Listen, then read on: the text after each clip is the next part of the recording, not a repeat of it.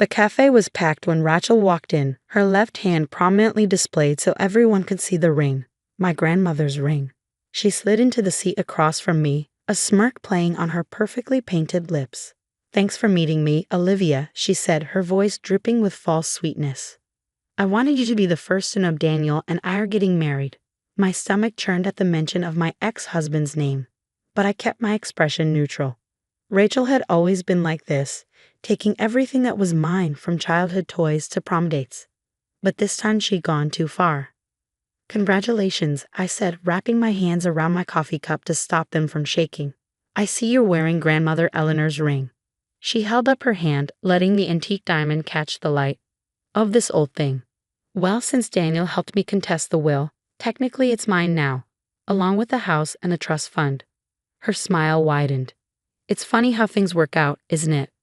I thought about the last conversation I'd had with Grandmother Eleanor just days before she passed.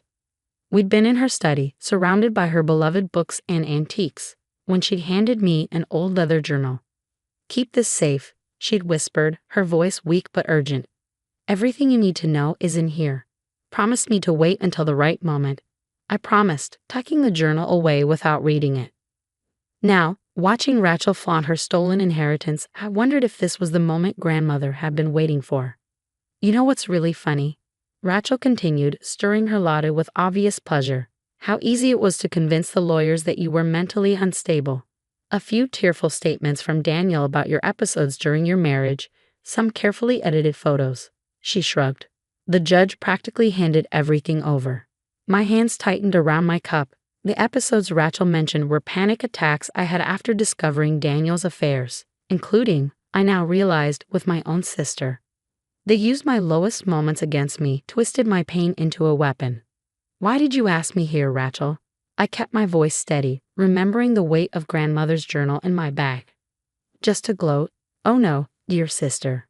She leaned forward, dropping her voice. "I wanted to offer you a deal. Sign away any future claims to the estate, and I'll give you a small monthly allowance, just enough to keep you from ending up on the streets." She sat back, clearly pleased with herself. "After all, we are family." I thought about the journal, about Grandmother's final words, about the secret I discovered last night when I finally opened those weathered pages. "You're right," I said, reaching for my bag. "We are family, and there's something you should know about Grandmother's real estate." Rachel's eyes narrowed. "What are you talking about?" "We've been through all the paperwork. Everything's in my name now." I pulled out the journal, its leather cover worn with age. "Not everything. Did you know Grandmother kept a second set of books?" For the first time, Rachel's confident smile faltered. "What?" "She was quite meticulous," I continued, opening the journal. "Every transaction, every property, every investment, all documented here, including some interesting transfers made just before she died." "You're lying," Rachel snapped, but I could see the uncertainty in her eyes. "The lawyers found everything." "Did they?" I slid a stack of papers across the table, copies I had made from the journal's most important pages. Because according to this, Grandmother's most valuable assets were moved into a separate trust 2 weeks before she passed. A trust that requires both sisters to agree on any distribution of funds. Rachel's face paled as she scanned the documents. I could almost see her mind racing, calculating what this meant. "That's impossible," she whispered, but her hands were shaking now. "Daniel checked everything," he said. "Daniel doesn't know about this," I cut in. "Neither do the lawyers. Grandmother made sure of that. She knew how you both operated. She was just waiting to see how far you'd go." "You're bluffing," Rachel said, but her voice had lost its edge. "These could be forged." I pulled out my phone and dialed a number I'd memorized. "Why don't we ask Mr. Liu? He's the trustee Grandmother appointed. I'm sure he'd be happy to verify everything." Rachel's composure cracked completely. "Wait," she said quickly, reaching for my phone. Let's discuss this."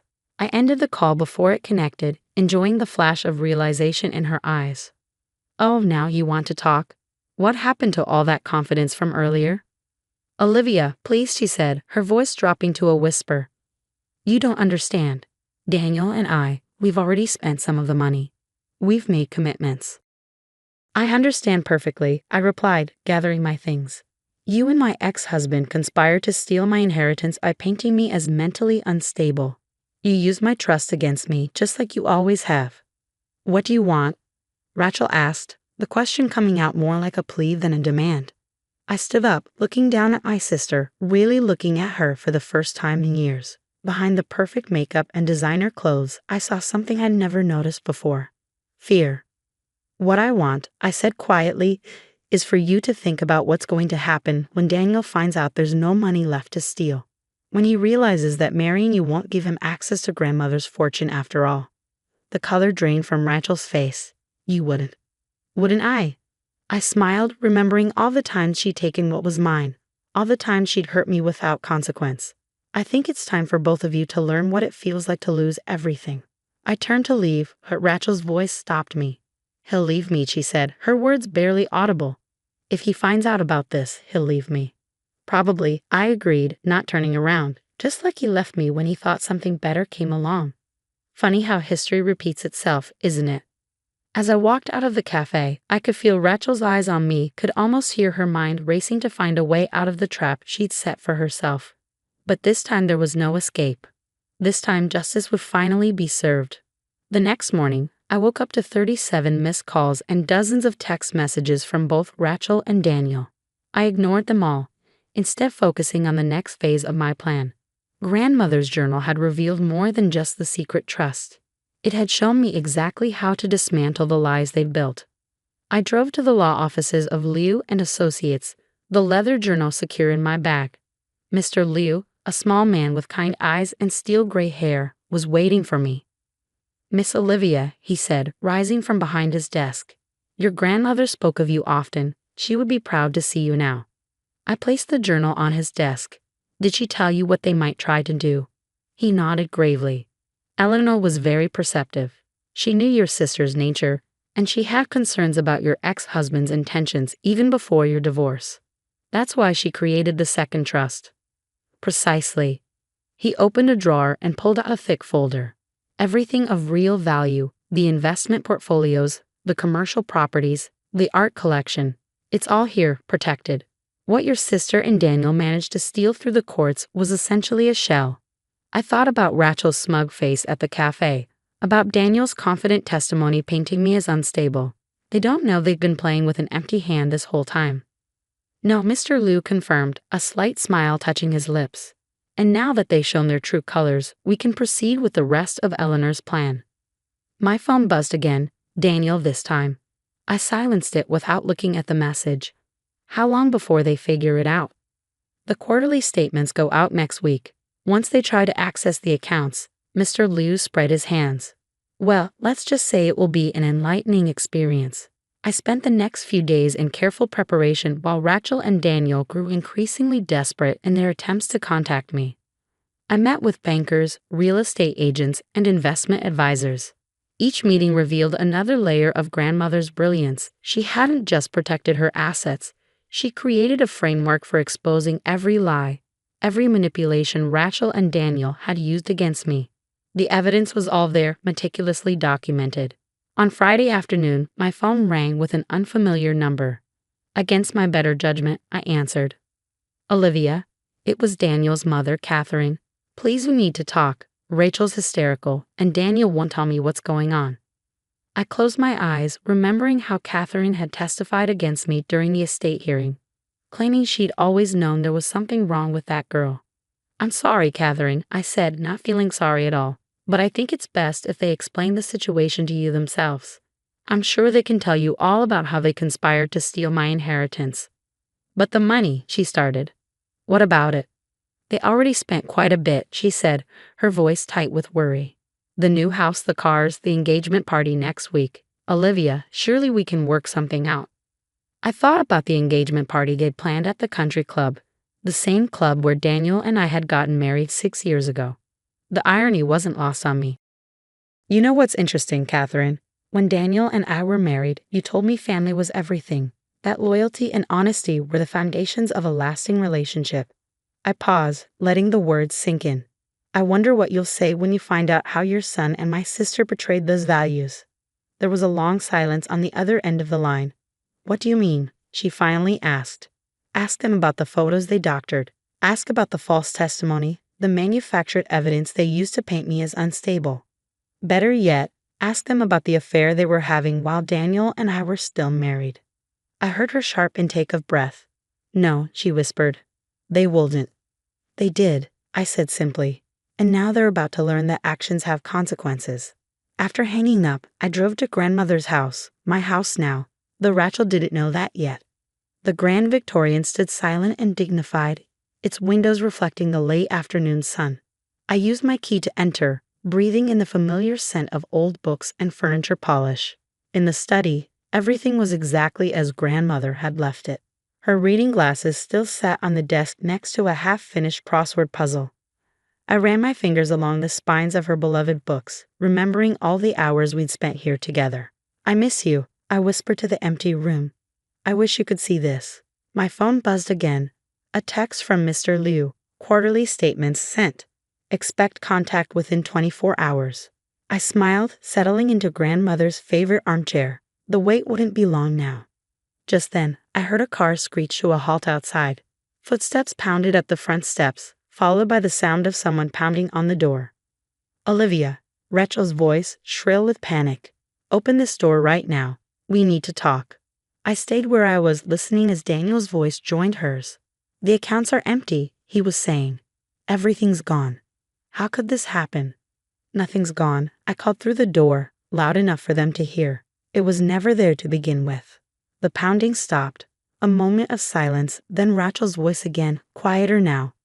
What are you talking about? Maybe you should ask your fiancé about due diligence, I replied. About checking the real value of what you thought you were stealing before spending money you didn't have. Another silence followed by the sound of hurried whispers. I could imagine them out there, their perfect world crumbling around them. Olivia, please, Daniel's voice now, using that gentle tone he'd always used when trying to manipulate me. Let's discuss this like adults. I'm sure we can work something out. I stood up, walking to the front door but not opening it. Like we discussed things when you were sleeping with my sister. Or like we discussed things when you lied in court about my mental health. That was a mistake, he stammered. We never meant to get caught, I finished for him. To face consequences. Well, too bad, because that's exactly what's about to happen. The fallout was swift and devastating. Within hours of their discovery that the accounts were empty, Rachel and Daniel's carefully constructed world began to unravel. I sat in grandmother's study, watching through the window as they argued on the front lawn. Rachel was gesturing wildly, her perfect makeup streaked with tears, while Daniel paced back and forth, running his hands through his hair in frustration. My phone lit up with a message from Mr. Liu. The bank is requesting an immediate meeting regarding the recent expenditures. Shall I arrange it? Yes, I replied, and make sure all relevant parties are present. The next morning, I walked into the downtown branch of First National Bank dressed in one of grandmother's vintage Channel suits. Rachel and Daniel were already there, along with their lawyer and Catherine. They all looked up when I entered, their faces a mix of anger, fear, and desperation. Now that everyone's here, the bank manager began, we need to discuss the irregular activities on these accounts. Rachel's lawyer leaned forward. My clients were granted access to these accounts through a court order. Everything was legal. The court order, I interrupted, placing grandmother's journal on the table, was obtained through fraudulent evidence. Evidence that we can now prove was manipulated. The next hour was excruciating for them. Mr. Liu methodically laid out every detail, the doctored photos, the false testimonies, the carefully orchestrated character assassination they used to gain control of what they thought was grandmother's fortune. The real estate alone, Mr. Liu concluded, the properties they've leveraged for loans. None of it was actually in the accounts they accessed. Those assets are held in a separate trust, one that requires both sisters' consent for any transactions. Daniel's face had turned an interesting shade of gray, but the money we spent was essentially credit extended by the bank based on assets you didn't actually control. The bank manager finished, which means those loans are now in default. Rachel's perfectly manicured nails dug into the conference table. This is ridiculous. Olivia's just trying to hurt us because she's jealous Daniel chose me and she can't handle it. I looked at my sister, really looked at her. Behind the designer clothes and expensive jewelry, I saw what grandmother must have seen. A desperate woman so focused on taking what others had that she never built anything of her own. No, Rachel, I said quietly. This isn't about jealousy. It's about justice, about consequences. Grandmother knew what you were capable of, both of you. She planned for this. What do you mean? Catherine asked, speaking for the first time.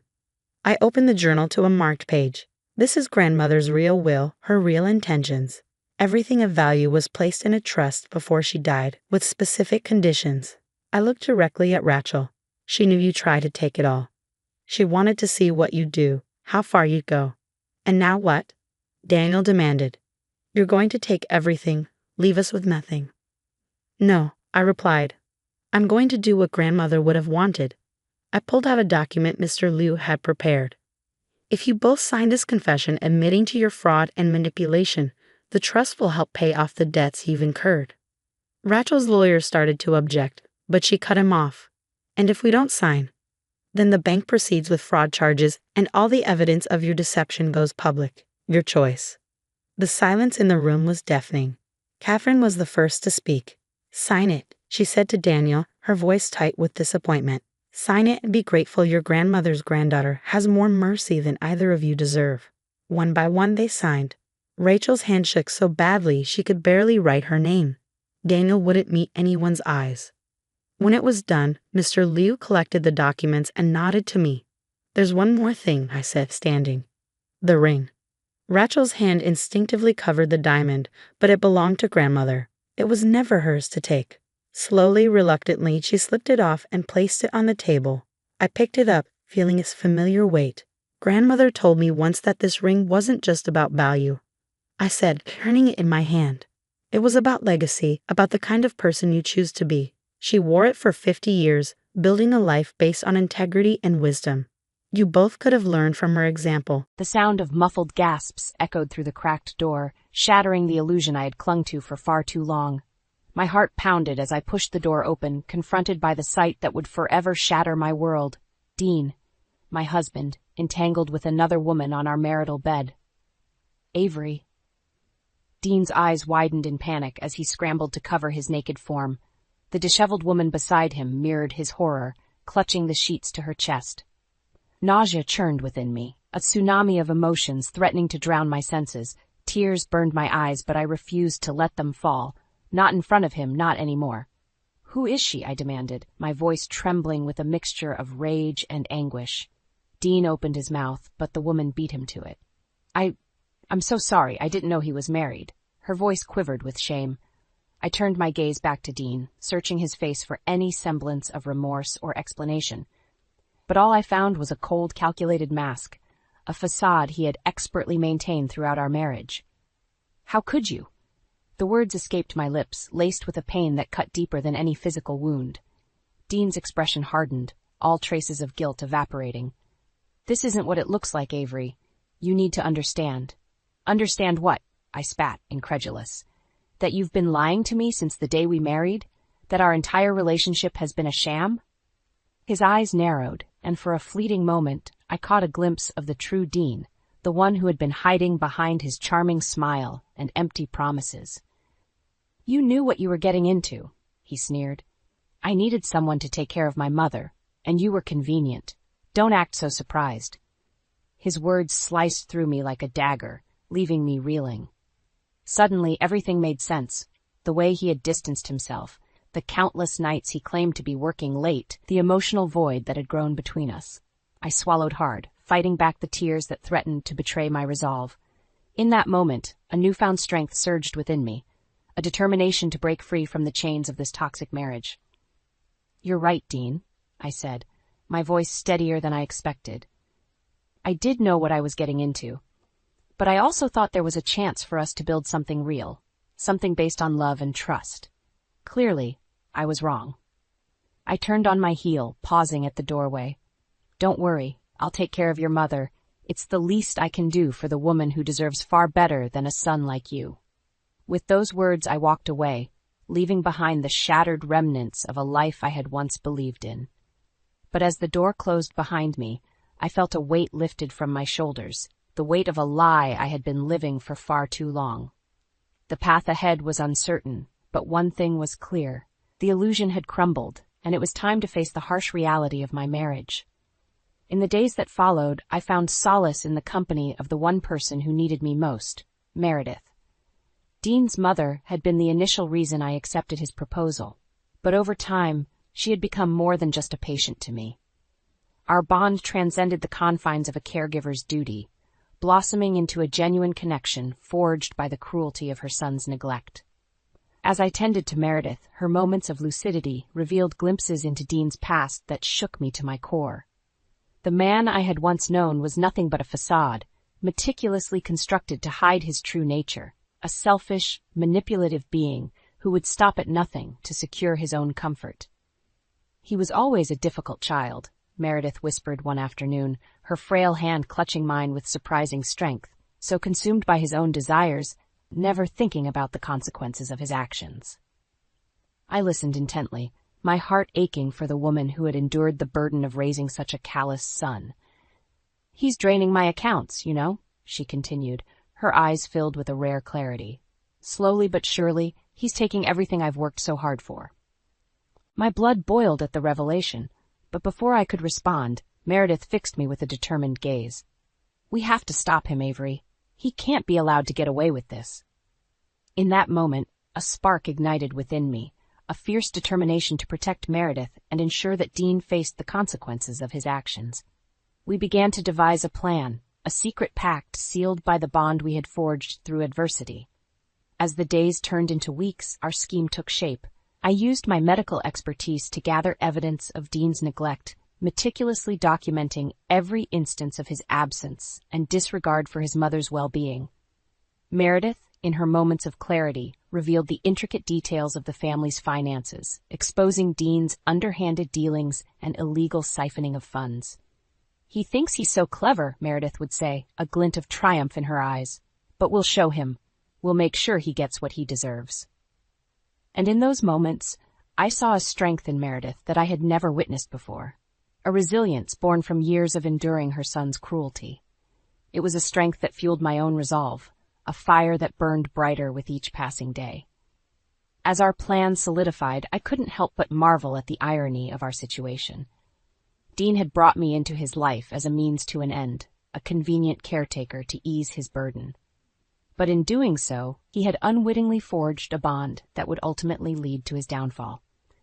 With Meredith by my side, I felt a sense of purpose I had never known before.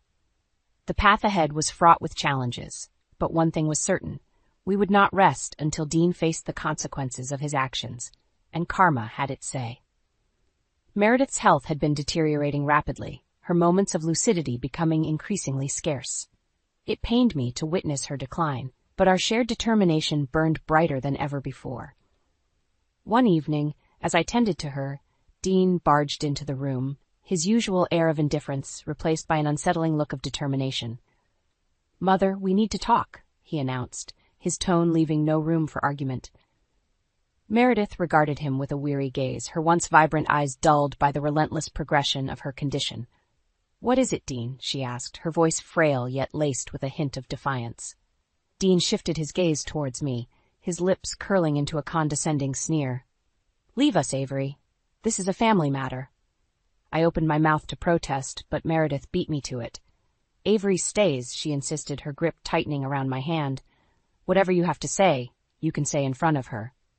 Dean's nostrils flared, but he seemed to recognize the futility of arguing with his ailing mother.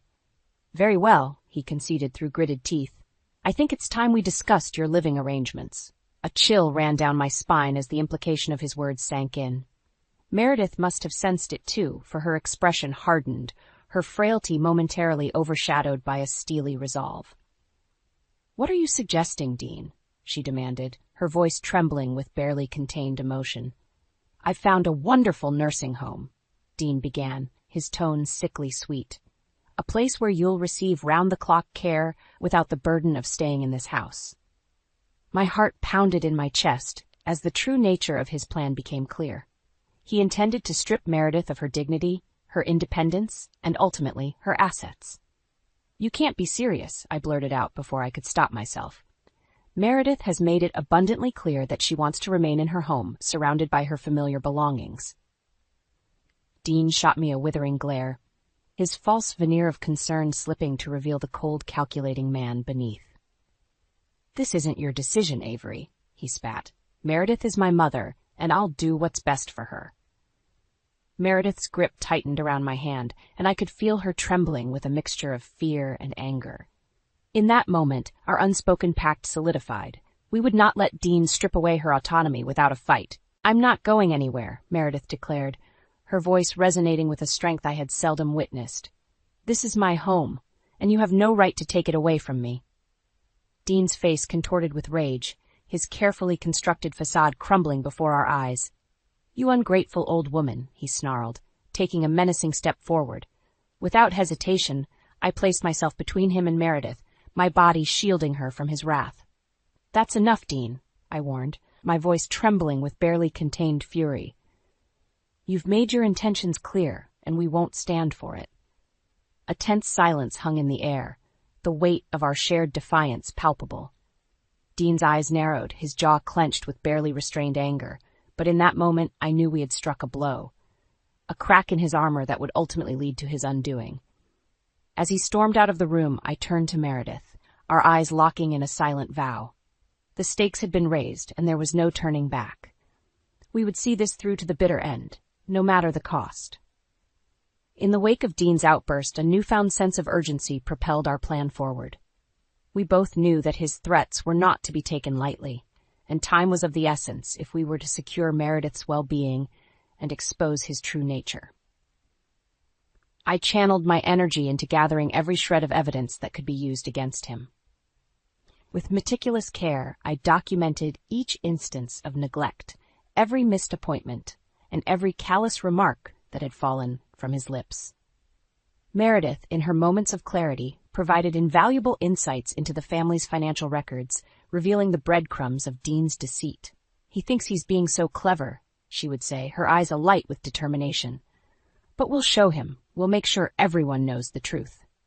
As our cache of evidence grew, I found myself seeking the counsel of an old friend from nursing school, Julia, a woman whose unwavering moral compass and sharp legal mind had always been a source of inspiration. "Avery, what you're describing is nothing short of elder abuse and financial exploitation," Julia said, her brow furrowed as she pored over the meticulously compiled documents. "With the right legal representation, we can build an airtight case against him."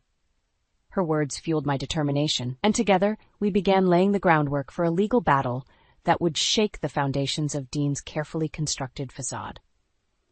Throughout this process, I couldn't help but marvel at Meredith's resilience. Despite her failing health, she remained steadfast in her resolve, her moments of lucidity becoming beacons of hope that guided our efforts. "He's always underestimated me," she confided one evening, her frail hand clasping mine with surprising strength. "But this time, he's gone too far." In those moments, I saw the unwavering bond that had formed between us, a bond forged by shared adversity and a thirst for justice. It was a bond that transcended the boundaries of blood and law, and it was this bond that would ultimately be Dean's undoing. With each passing day, our arsenal grew stronger, bolstered by the unwavering support of Julia and the indomitable spirit of Meredith. Dean, in his arrogance, remained oblivious to our machinations, secure in his belief that he held all the cards.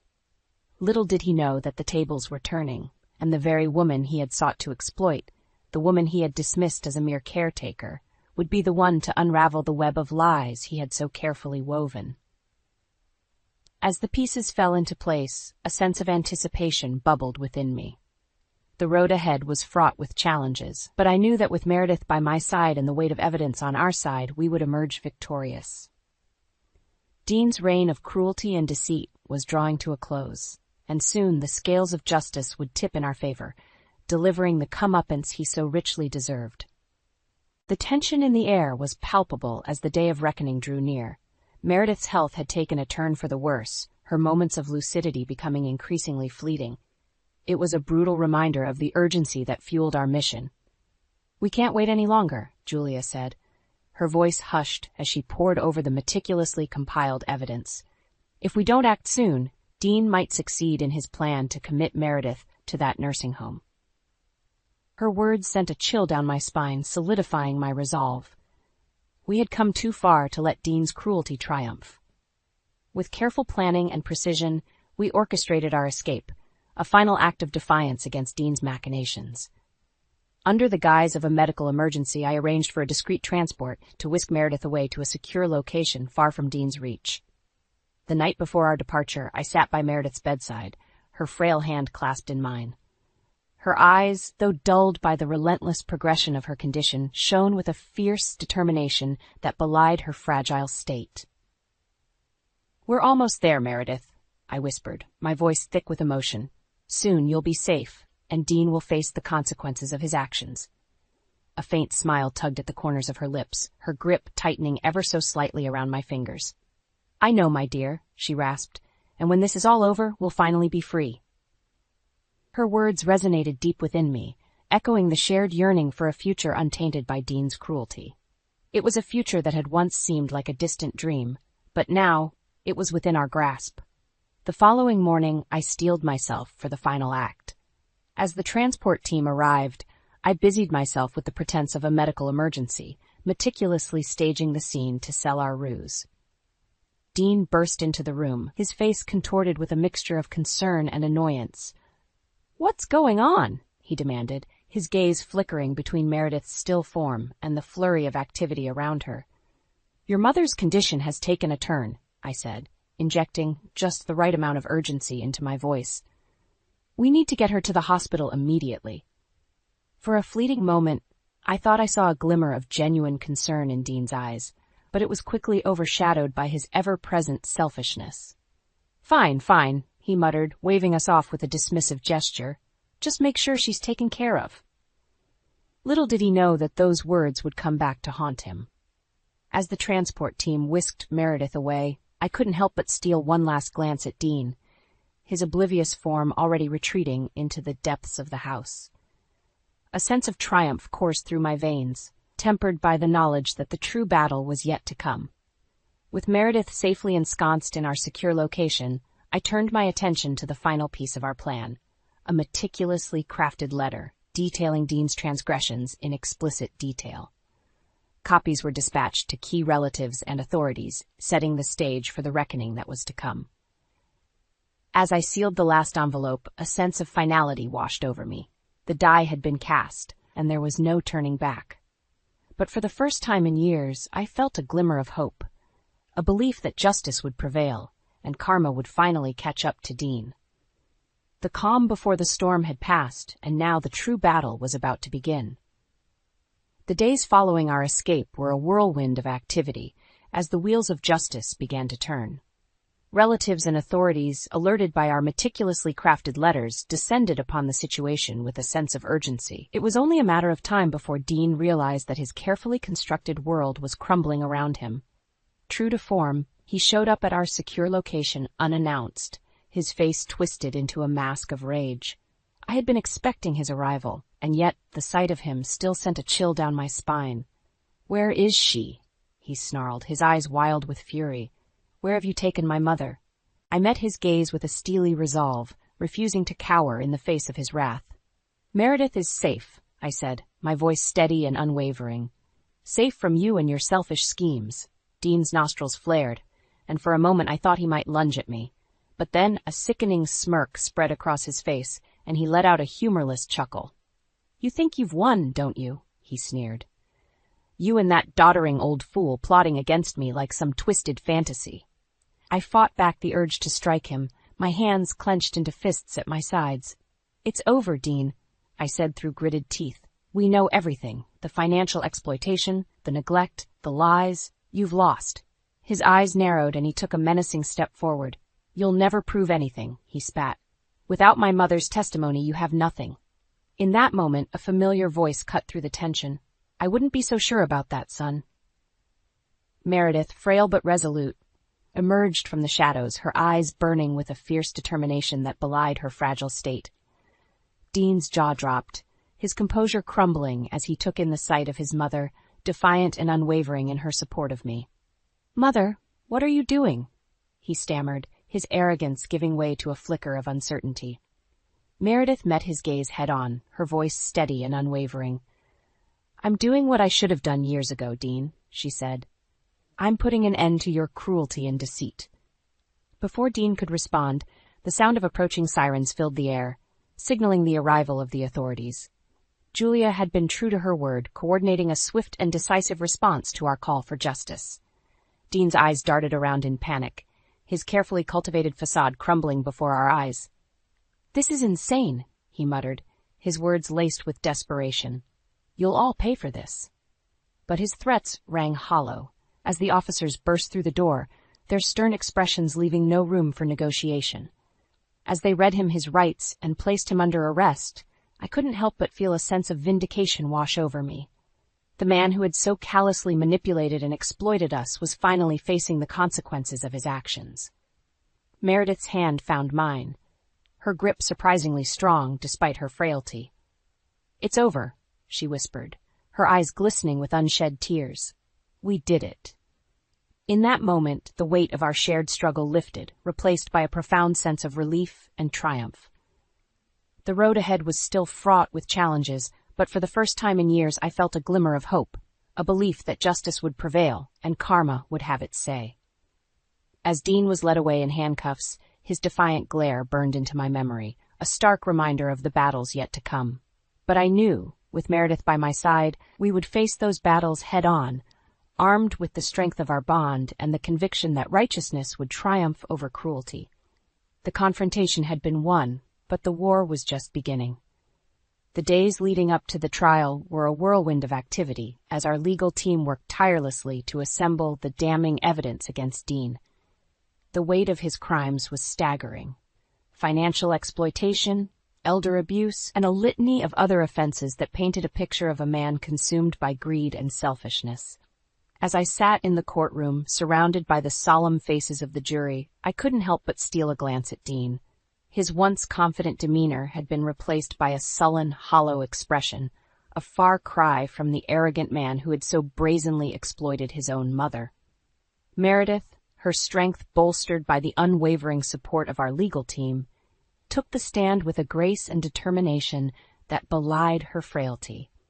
As she recounted the years of neglect and manipulation at the hands of her son, her voice rang out with a clarity that seemed to pierce the very soul of the courtroom.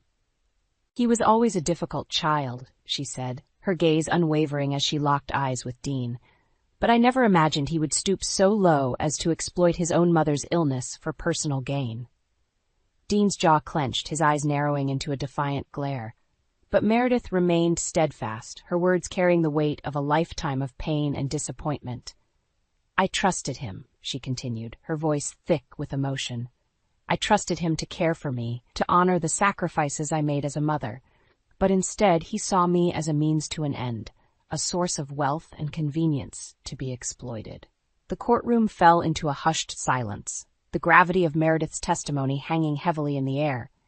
Even Dean seemed momentarily subdued, his usual bravado faltering in the face of his mother's searing indictment.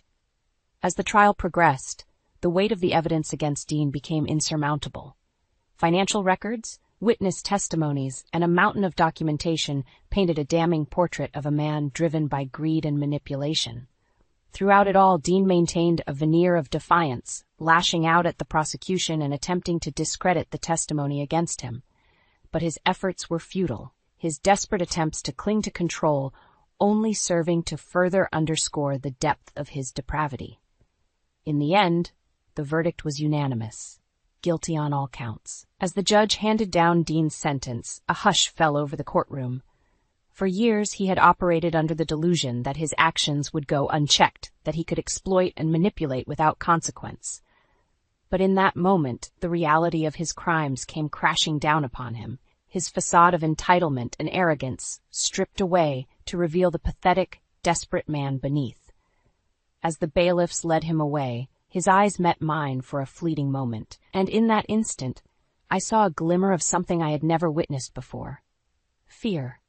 Fear of the consequences he had brought upon himself, fear of the reckoning that had finally caught up to him. It was a fear born not only of the legal repercussions, but of the knowledge that his own mother had been the one to deliver the final blow, shattering the illusion of control he had so desperately clung to.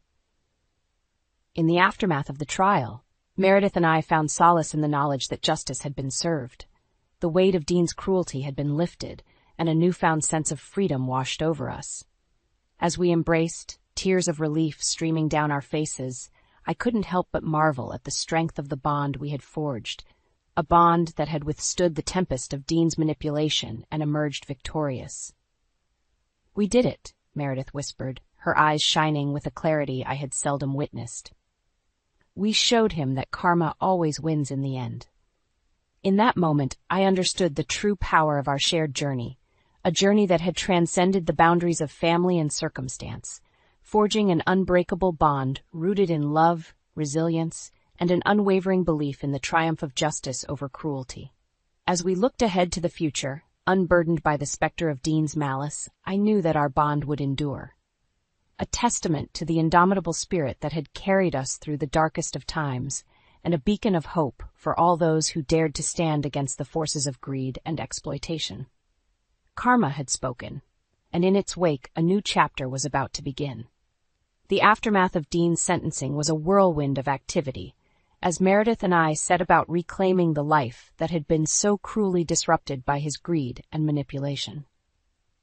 With the legal proceedings behind us, we were finally free to forge a new path, unburdened by the weight of his cruelty. The first order of business was securing Meredith's well-being. Utilizing the assets that had been rightfully restored to her, we spared no expense in ensuring she received the highest quality of care.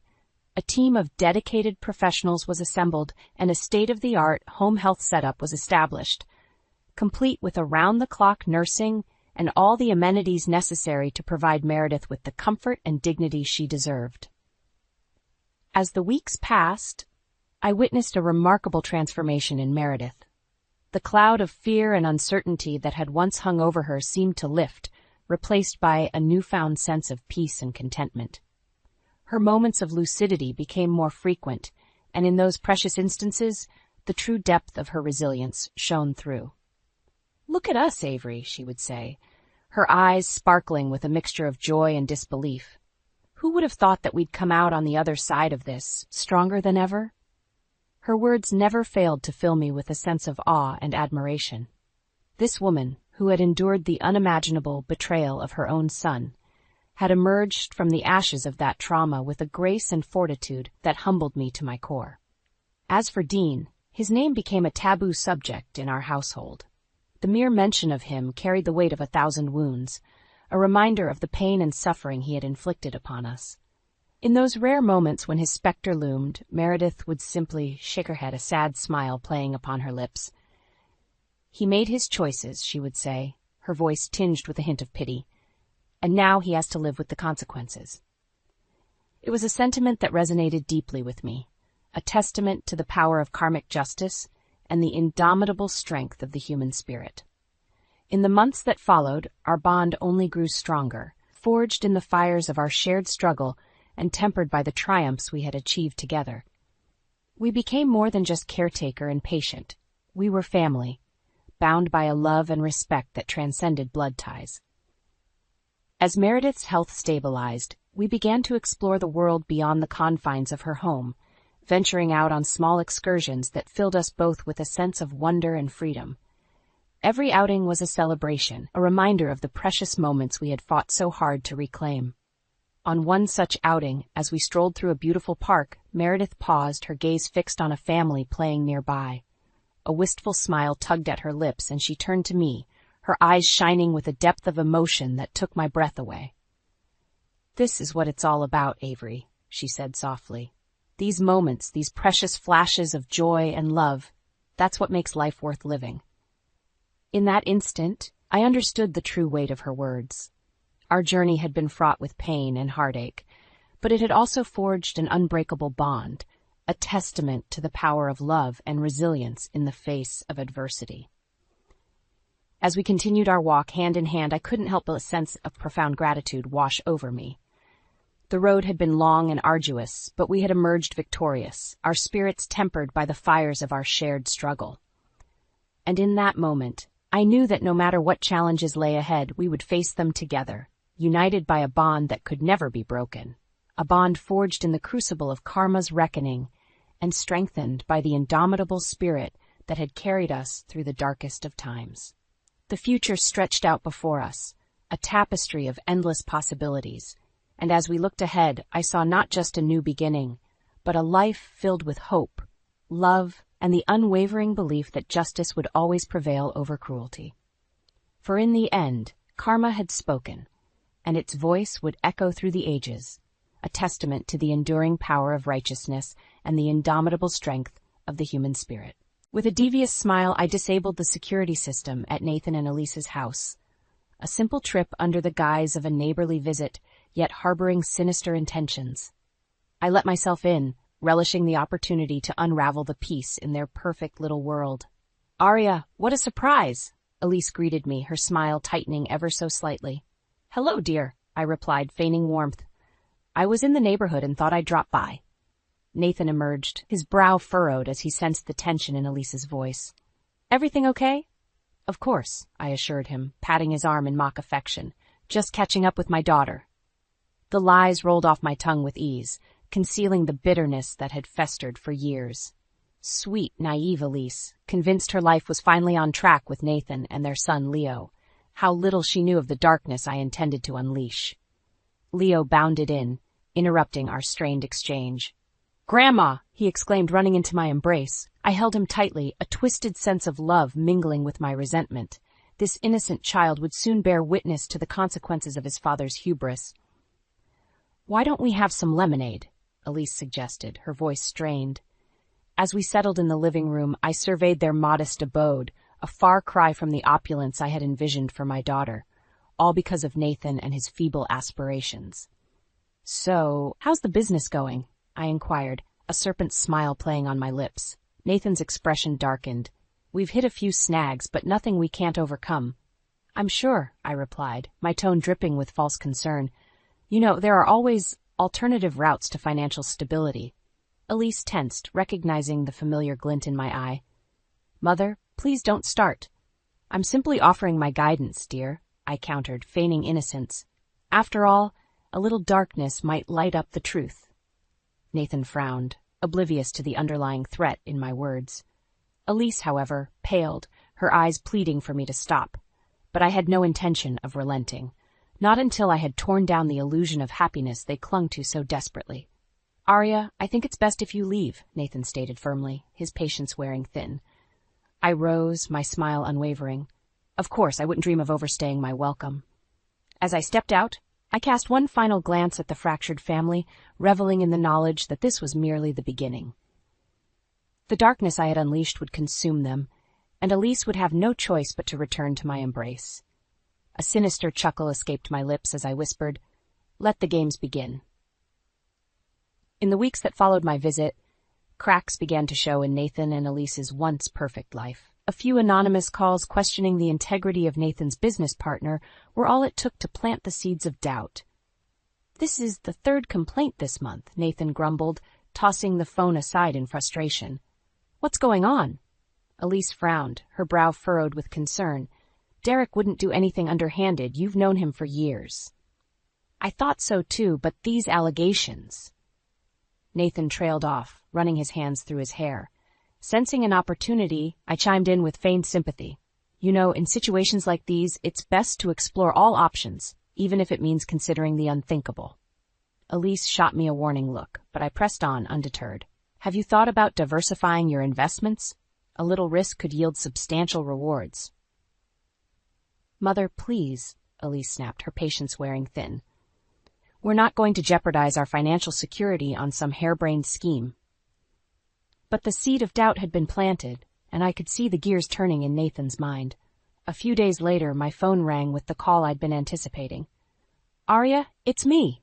Nathan's voice crackled through the line. "I need your advice on something." I suppressed a triumphant smile. "Of course, dear. What seems to be the trouble?"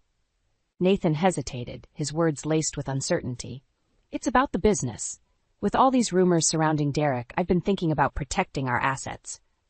"A wise decision," I assured him, my tone dripping with false concern. In times like these, diversification is key. Thus began my careful manipulation, steering Nathan towards increasingly risky financial ventures under the guise of securing his family's future.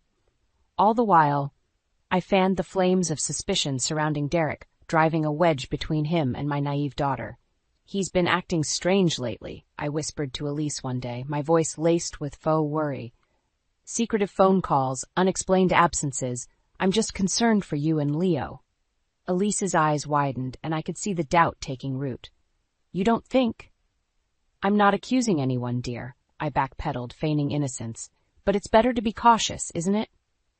As the tensions in their household escalated, fueled by my carefully orchestrated lies, I reveled in the unfolding drama. Elise found herself torn between her loyalty to her husband and the societal pressure to trust her mother's guidance. "I don't know what to believe anymore," she confided in me one day, her eyes glistening with unshed tears. Seizing the opportunity, I pulled her into a comforting embrace, whispering words of reassurance that only served to deepen her confusion. With each passing day, the rift between Nathan and Elise grew wider, their once strong bond fraying under the weight of my manipulation. Soon I knew the fragile threads holding their family together would snap, and Elise would have no choice but to turn to me for guidance. The thought filled me with a twisted sense of satisfaction. My revenge was unfolding perfectly, and the darkness I had unleashed would consume them all. The weeks dragged on, and the tension in Nathan and Elise's household was palpable. My carefully orchestrated lies had taken root, driving a wedge between them that grew deeper with each passing day. "I don't know what to believe anymore," Elise confided in me one evening, her eyes rimmed with exhaustion. "The business is suffering, and Nathan is convinced Derek is behind it all." I clucked my tongue in feigned sympathy, fighting back a triumphant smile. "Oh, sweetheart, I'm so sorry you're going through this." Wrapping an arm around her shoulders, I leaned in conspiratorially. "You know, I've had my suspicions about Derek for a while now." Elise's eyes widened, and I could see the doubt taking root. "What do you mean?" "Well, it's just little things," I began, my voice laced with careful manipulation. "The way he's been distancing himself lately, those secretive phone calls, it all seems rather suspicious, doesn't it?" Elise chewed her lip, her brow furrowed in contemplation. "But he's been Nathan's friend for years. Why would he sabotage the business?" "Money can change people, dear," I said solemnly, tightening my embrace. "And Derek's always had a taste for the finer things." The seed had been planted, and I could see the wheels turning in Elise's mind. With a few well-timed nudges, her trust in her husband would crumble, and she would turn to me for guidance. Sure enough, a few days later, Elise approached me with a haunted expression. "Mother, I need to talk to you about something." I gestured for her to sit, feigning concern. "What's troubling you, dear?" Elise took a deep breath, her words tumbling out in a rush. "I confronted Derek about the rumors, and he completely lost it. He started ranting about how ungrateful Nathan is and how he deserves a bigger cut of the profits." I gasped, my eyes widening in mock horror. "Oh, Elise, that's terrible. You must be so shaken." Pulling her into a tight embrace, I whispered soothingly, "Don't worry, sweetheart. I'm here for you." As Elise clung to me, her shoulders shaking with barely suppressed sobs, I fought back a twisted grin. The web of lies I had woven was tightening around them, and soon they would all be ensnared in my trap. In the days that followed, the tension between Nathan and Derek escalated, fueled by Elise's accusations and my carefully planted insinuations. Tempers flared, and harsh words were exchanged, culminating in a public confrontation that threatened to tear their partnership apart. "You're making a huge mistake, Nathan," Derek snarled, his face flushed with anger. "Elise is the one you should be questioning, not me."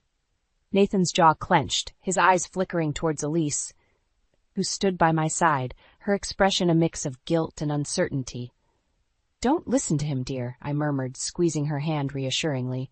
"He's just trying to deflect blame." As the two men traded heated accusations, each convinced of the other's betrayal, I couldn't help but revel in the chaos I had created.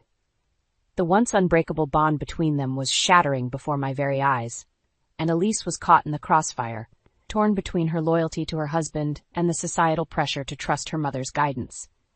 When the dust settled, Nathan stormed off, his face contorted with rage and hurt, leaving Elise to seek solace in my embrace once more. "Oh, sweetheart," I cooed, stroking her hair as she wept. "I'm so sorry you had to go through that." But deep down, a twisted sense of satisfaction unfurled within me. The seeds of doubt and mistrust I had sown were bearing bitter fruit, and soon the darkness I had unleashed would consume them all. With each tear that fell, Elise inched closer to the abyss I had so carefully constructed, and I reveled in the knowledge that my revenge was finally within reach. The aftermath of the confrontation between Nathan and Derek was like a wildfire, consuming everything in its path. The once strong bonds that held their family together were reduced to smoldering embers, fragile and easily scattered by the slightest breeze. "I can't believe you would accuse Derek like that," Nathan spat, his eyes blazing with hurt and betrayal. "After everything we've been through together." Elise flinched, her gaze flickering towards me, seeking guidance in the chaos I had so carefully orchestrated. "Nathan, please," she pleaded, her voice trembling. "You have to understand I was only trying to protect us." "By believing the lies your mother has been feeding you?" Nathan shook his head, his jaw clenched in barely restrained anger. "I thought we were a team, Elise. I thought we trusted each other." I fought back a twisted smile, reveling in the fractures I had created within their once perfect union. Elise's eyes glistened with unshed tears as she turned to me, silently begging for reassurance. "Don't listen to him, sweetheart," I murmured, wrapping my arm around her shoulders in a show of maternal support. "He's just lashing out because the truth hurts." Nathan's gaze hardened, his eyes flickering between us with a mixture of hurt and disbelief. "You know what? I can't do this right now. I need some space." Before Elise could respond, he had grabbed his keys and stormed out, the door slamming behind him with a resounding finality. Elise crumpled against me, her body racked with sobs as the weight of the situation finally crashed down upon her. "What have I done, Mother? Our family is falling apart." "Shh, sweetheart," I soothed, stroking her hair with a tenderness that belied the twisted satisfaction coiling within me. "This isn't your fault. Nathan is the one who chose to walk away." As Elise clung to me, seeking comfort in the very source of her turmoil, I couldn't help but revel in the darkness I had unleashed. The once unbreakable bonds that held their family together were fraying, and soon they would unravel completely, leaving Elise with no choice but to turn to me for guidance. In the days that followed, the tension in their household was palpable, a heavy silence punctuated by the occasional heated exchange. Leo, their young son, found himself caught in the crossfire, his innocent eyes wide with confusion and fear. "Why is Daddy so angry?" he asked me one day, his small hand clutching mine as we sat in the park. I fought back a sneer, schooling my features into a mask of concern. "Your Daddy and Mommy are just going through a rough patch, sweetheart, but everything will be all right." Even as the words left my lips, I knew they were a lie. The darkness I had unleashed would consume them all, and there would be no escape from the consequences of my revenge. As the days turned into weeks, the strain began to take its toll on Leo. His once bright demeanor dimmed, and reports from his teacher painted a concerning picture of a child struggling to cope with the turmoil at home. "He's become withdrawn and distracted," the teacher confided in Elise during a parent-teacher conference. "I'm worried about his emotional well-being." Elise's face crumpled, her eyes glistening with unshed tears as she turned to me for support.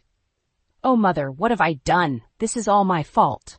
"Nonsense, dear," I soothed, pulling her into a comforting embrace. "You were only trying to protect your family." But even as the words left my lips, I felt a twisted sense of satisfaction unfurl within me. The darkness I had unleashed was spreading, tendrils of doubt and mistrust reaching out to ensnare even the most innocent among them. As we left the school, Elise's shoulders slumped with the weight of guilt and uncertainty, her once unwavering faith in her family's bond shattered by the machinations of my own making. And in that moment, I knew that my revenge was within reach. The fractures I had created were deepening, and soon the darkness would consume them all, leaving Elise with no choice but to turn to me for guidance and solace. The thought filled me with a twisted sense of triumph, and I couldn't help but revel in the bitter fruits of my labor. The once perfect family I had so envied was crumbling before my very eyes, and I savored every delicious moment of their descent into chaos. As the weeks dragged on, the fractures within Nathan and Elise's once perfect family deepened, fueled by the web of lies and manipulation I had so carefully constructed. Elise found herself caught in the crossfire, torn between her loyalty to her husband and the societal pressure to trust her mother's guidance. "I don't know what to believe anymore," she confided in me one evening, her eyes rimmed with exhaustion and unshed tears. I fought back a twisted smile, schooling my features into a mask of concern. "Oh, sweetheart, I'm so sorry you're going through this."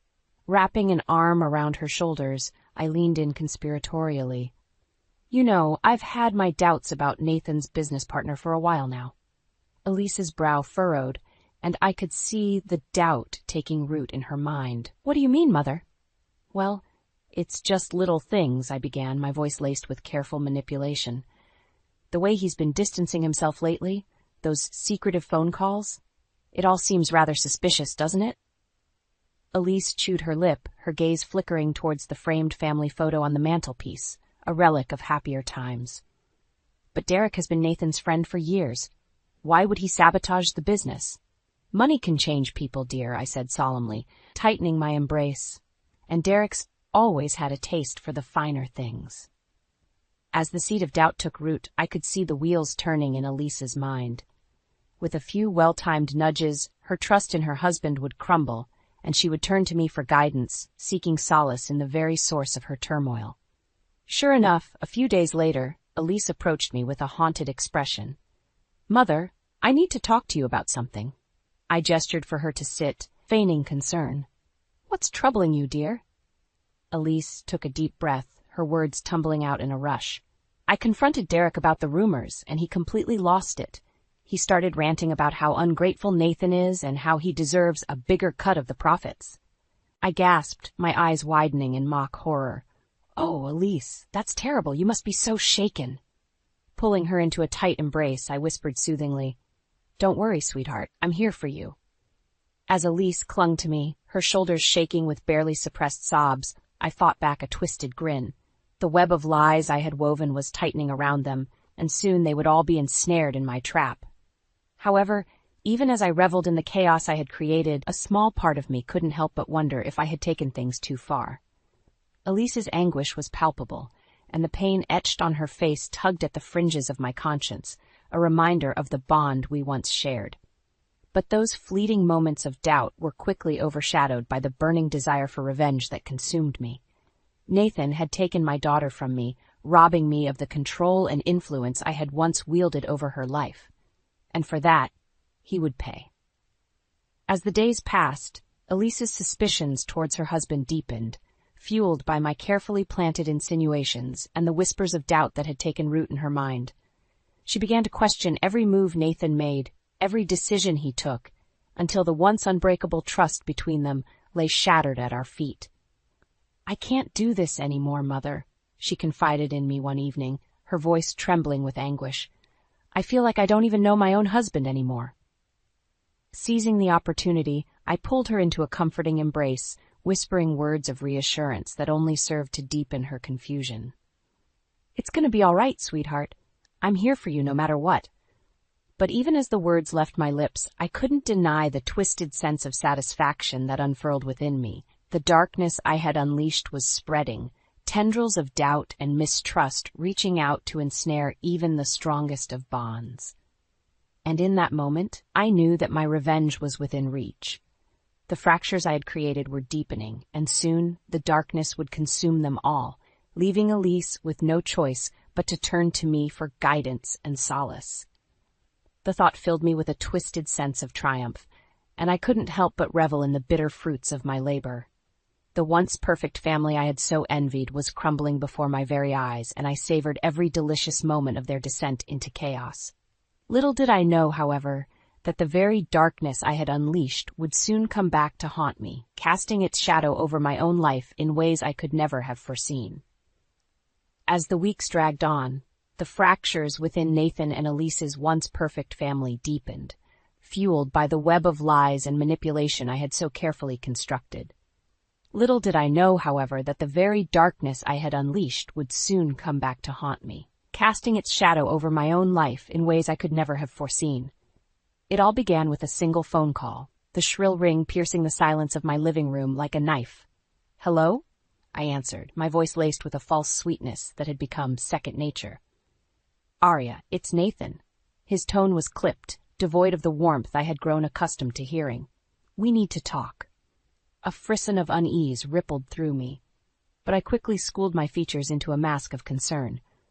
"Of course, dear. What seems to be the trouble?" There was a pause, and when Nathan spoke again, his words were laced with a steely resolve that sent a chill down my spine. "I know what you've been doing, Arya. The lies, the manipulation. It all stops now." My breath caught in my throat, but I quickly rallied, feigning innocence. "I'm afraid I don't know what you're talking about." "Don't play dumb with me," Nathan snapped, his voice rising in anger. "You've been sabotaging my business, spreading rumors about Derek, poisoning Elise's mind against me, all because you can't stand to see her happy without your control." I opened my mouth to protest, but Nathan plowed on, his words hitting me like a physical blow. "Well, it ends here, Arya. I've gathered enough evidence to expose your actions to the world, and I won't rest until you face the consequences of what you've done." A twisted smile curved my lips as I realized the depth of his foolishness.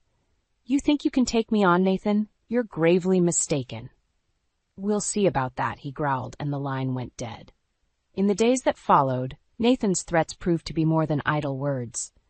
Piece by piece, the carefully constructed web of lies I had woven began to unravel, exposing the depths of my manipulation and deceit.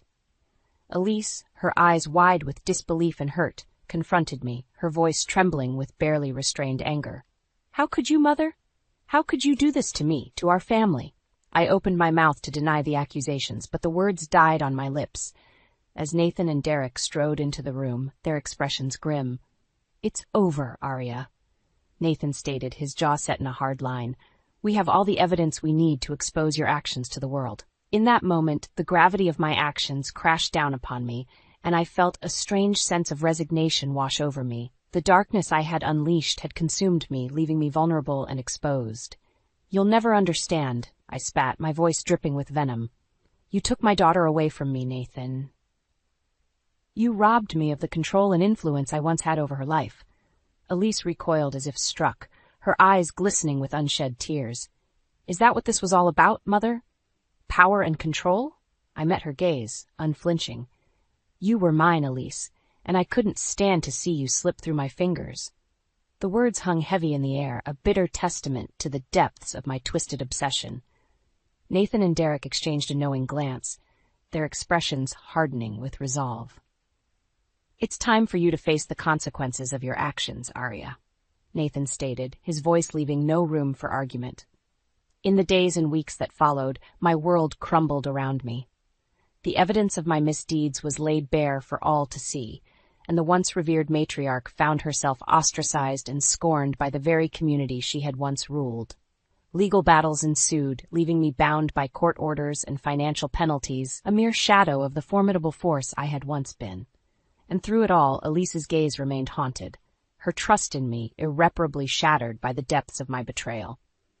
As I sat alone in the ruins of my once proud life, the bitter taste of defeat lingering on my tongue, I couldn't help but reflect on the twisted path that had led me here.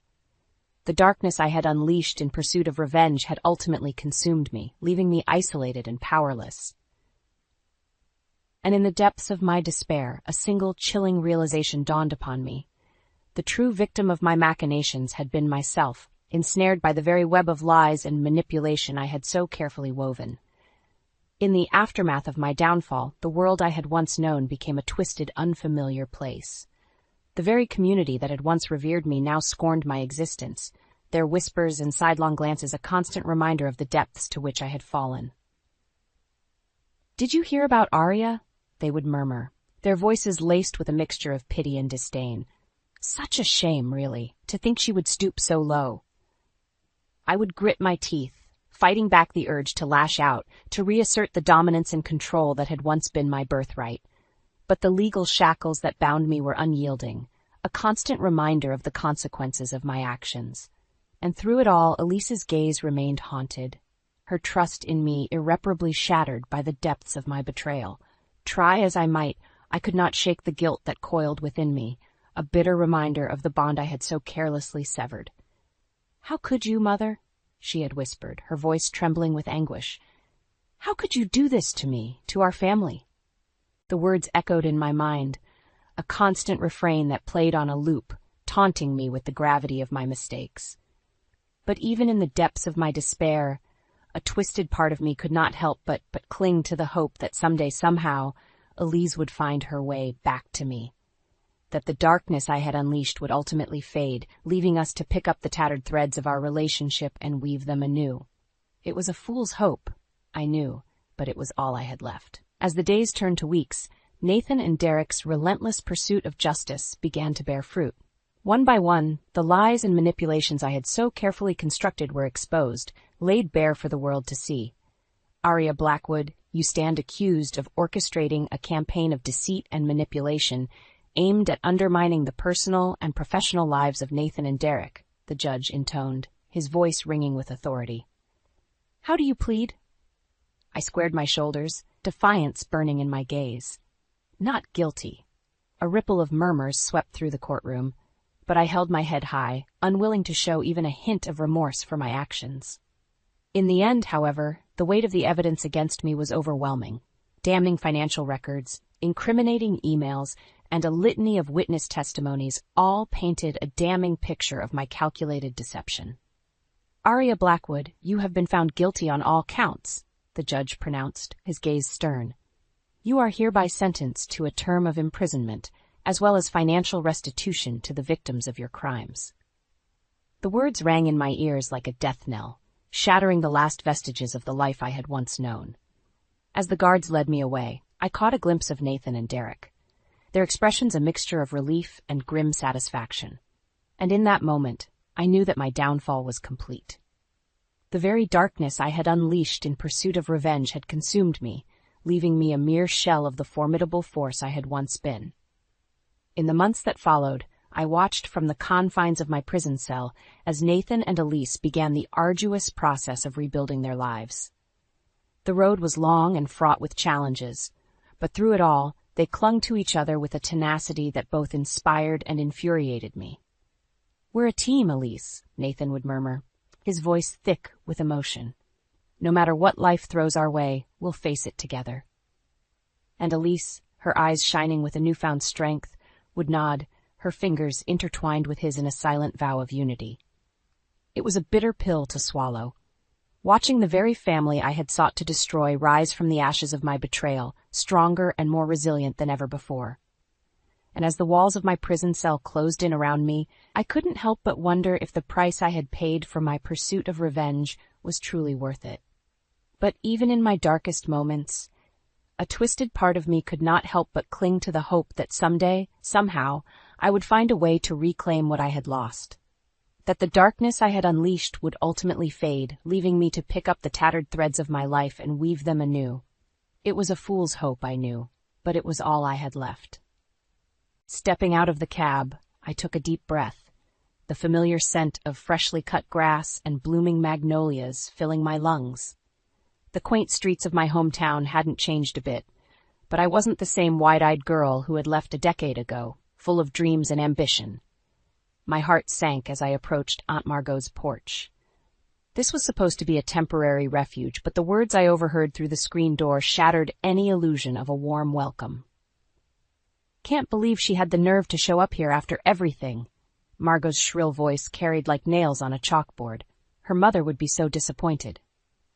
"Don't worry, Mom," Beckett chimed in, his tone laced with poorly concealed glee. "We'll make sure she doesn't overstay her welcome." The screen door creaked open, and Margot's beady eyes locked onto mine. A sickly sweet smile stretched across her wrinkled face, but the look she gave me could curdle milk. Well, if it isn't the prodigal niece returning. I mustered a polite nod, swallowing the bitter retort on my tongue. "Aunt Margot, thank you for having me." "Don't thank me yet, dear," she sneered, ushering me inside with a bony hand. "You'll be earning your keep around here." Beckett emerged from the living room, his condescending smirk doing little to mask the jealousy that flickered in his eyes whenever he looked at me. "Hey, cuz, long time no see." He pulled me into an unwanted hug, his grip lingering a little too long. "Welcome home." As I followed them into the house that had once been a sanctuary, I couldn't shake the feeling that I had just stepped into a viper's nest. The game had begun, and I was the unwitting pawn in whatever twisted power play Margot and Beckett had concocted. Over the next few days, the tension was palpable. Margot treated me like an inconvenient house guest, piling on chores and deliberately excluding me from family discussions. Beckett, on the other hand, took every opportunity to mock my recent struggles, reveling in my misfortunes with a twisted sense of schadenfreude. "Heard you got canned from that fancy job of yours," he sneered one morning over coffee. "Guess the big city wasn't ready for your talents." I clenched my jaw, determined not to take the bait. It wasn't a good fit. I'm just grateful to have a chance to regroup here. Beckett let out a scornful laugh. "Yeah, good luck with that. This town has a long memory, and you're the black sheep of the family now." His words stung, but I refused to show it. I had come too far to let their petty mind games break me. This was my home, my family, and I wasn't about to let them take that away from me without a fight. As I lay awake that night, staring at the glow-in-the-dark stars still clinging to my childhood ceiling, I made a silent vow. No matter what games Margot and Beckett were playing, I would unravel their twisted web of lies and deceit. The road ahead might be treacherous, but I was done running. It was time to face the storm head-on and reclaim what was rightfully mine. A week had passed since my unwelcome homecoming, and Margot's disdain showed no signs of waning. Every morning, she would greet me with a fresh list of chores, her lips curled into a sneer as she inspected my work with a critical eye. "Honestly, Raina, is this the best you can do?" she sneered one afternoon, pointing at a smudge on the kitchen counter.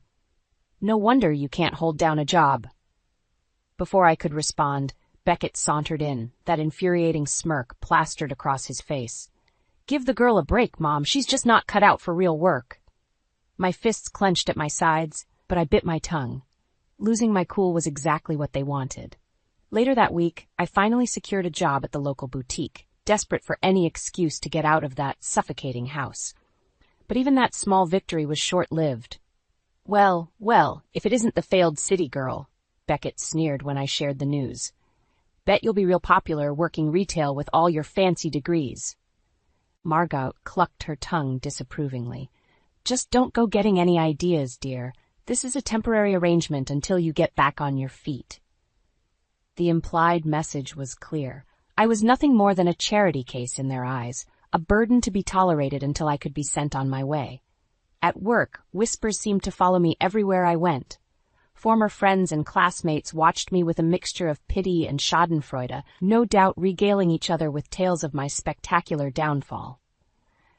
"Hey, Raina, heard you lost your big-shot job in the city," one of my old high school friends, Kendra, said with a saccharine smile. "That's too bad. I always knew you'd end up right back where you started." I forced a polite smile, my cheeks burning with humiliation. "Just taking a little break, that's all. Sometimes you need to recharge your batteries." Kendra's laugh was like nails on a chalkboard. "Well, good luck with that. This town has a way of trapping people, you know." As the days wore on, the isolation wore me down. Everywhere I turned, I was met with snide remarks or cold shoulders. Even mundane trips to the grocery store became exercises in avoiding judgmental stares and whispered barbs. It didn't take long to realize that Beckett was behind it all, spinning a twisted web of lies and rumors to alienate me from what few allies I had left in this town. My sordid, big-city misadventures became fodder for the local gossip mill, each story more outlandish than the last. It was clear that Margot and Beckett saw me as an intruder, a threat to be neutralized before I could regain my footing. And as the walls closed in around me, I knew I had two choices: wither away in their poisonous shadow, or fight back with everything I had.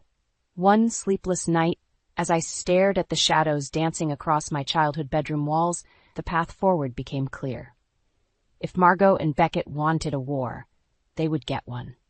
It was time to stop playing by their rules and expose their twisted charade for what it truly was. The battle lines had been drawn, and I would show no mercy. You're selling Grandma's land? I fought to keep my voice steady, my fingers digging into the worn wood. The property she wanted preserved as a community park? Margot's expression was one of cold indifference. It's a prime piece of real estate and we could use the money, unless you'd like to start contributing to this household?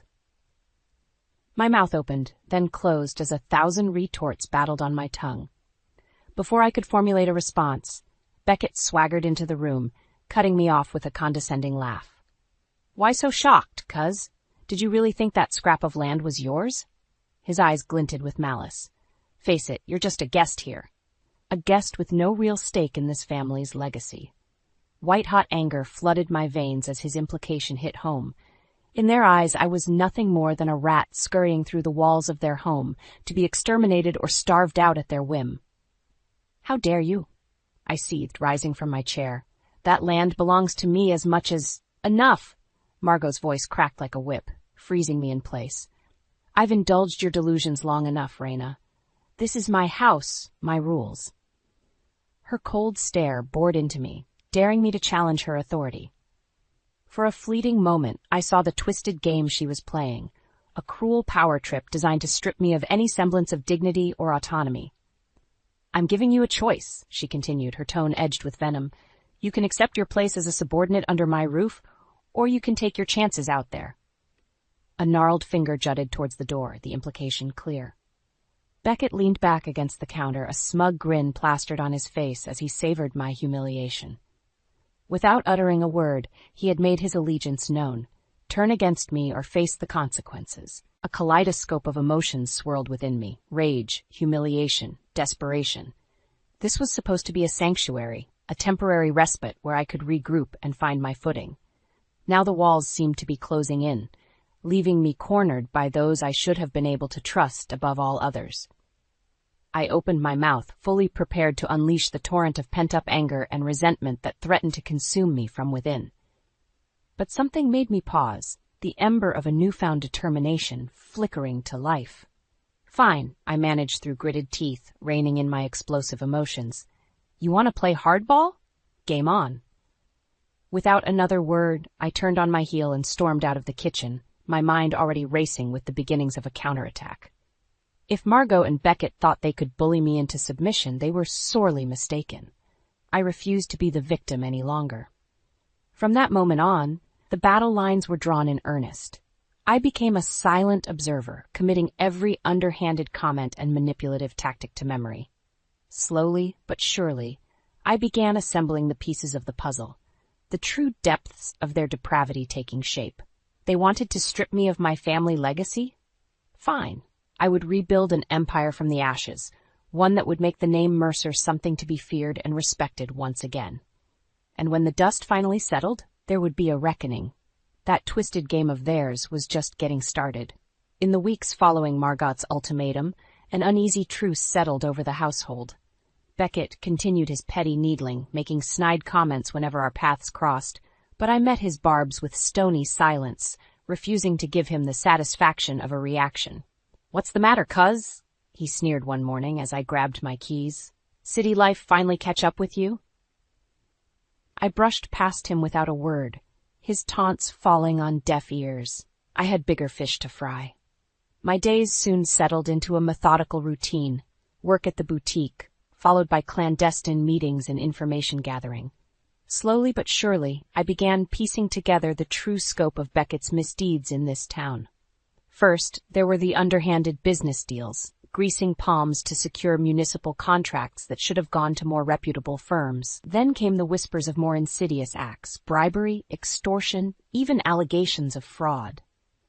Beckett's been running this town's underbelly for years. An old friend from high school confided over drinks one night. Anybody who gets in his way tends to have some bad luck. My blood ran cold at the implication, but I pressed on, making careful note of every scrap of intel. If I was going to bring these snakes down, I needed an airtight case. As my web of contacts grew, so too did the risks.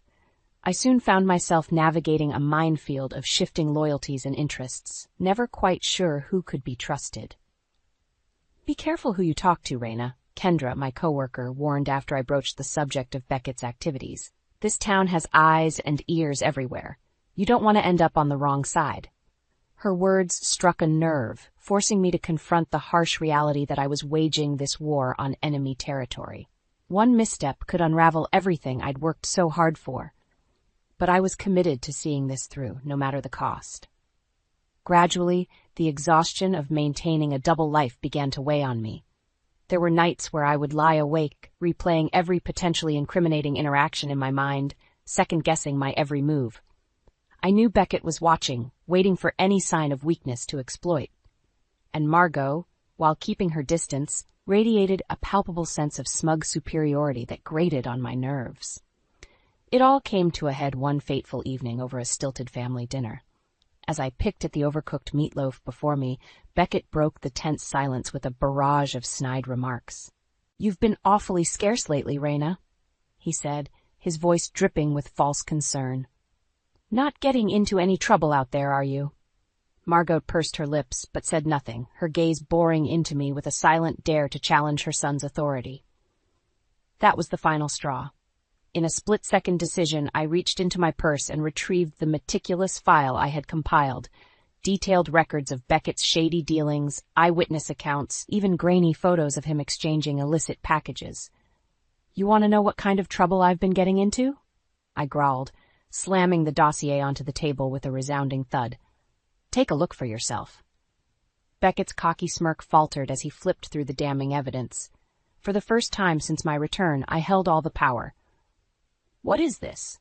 Margot hissed, her bony fingers wrapping around the file like talons. My gaze was steely as I leaned back, letting the weight of her son's transgressions sink in. "Your perfect little prince has been running this town into the ground," I said, relishing the words. But not for much longer. The game was on, and this time I held all the cards.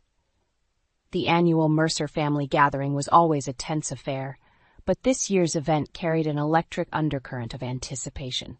As I stepped into the backyard, dozens of judgmental eyes fell upon me. Aunts, uncles, and cousins all whispering behind cupped hands. Beckett wasted no time in making his presence known, swaggering over with a wolfish grin. Well, if it isn't the black sheep herself, gracing us with her presence. I met his gaze, unflinching. "Don't worry, cousin. I'll be on my best behavior."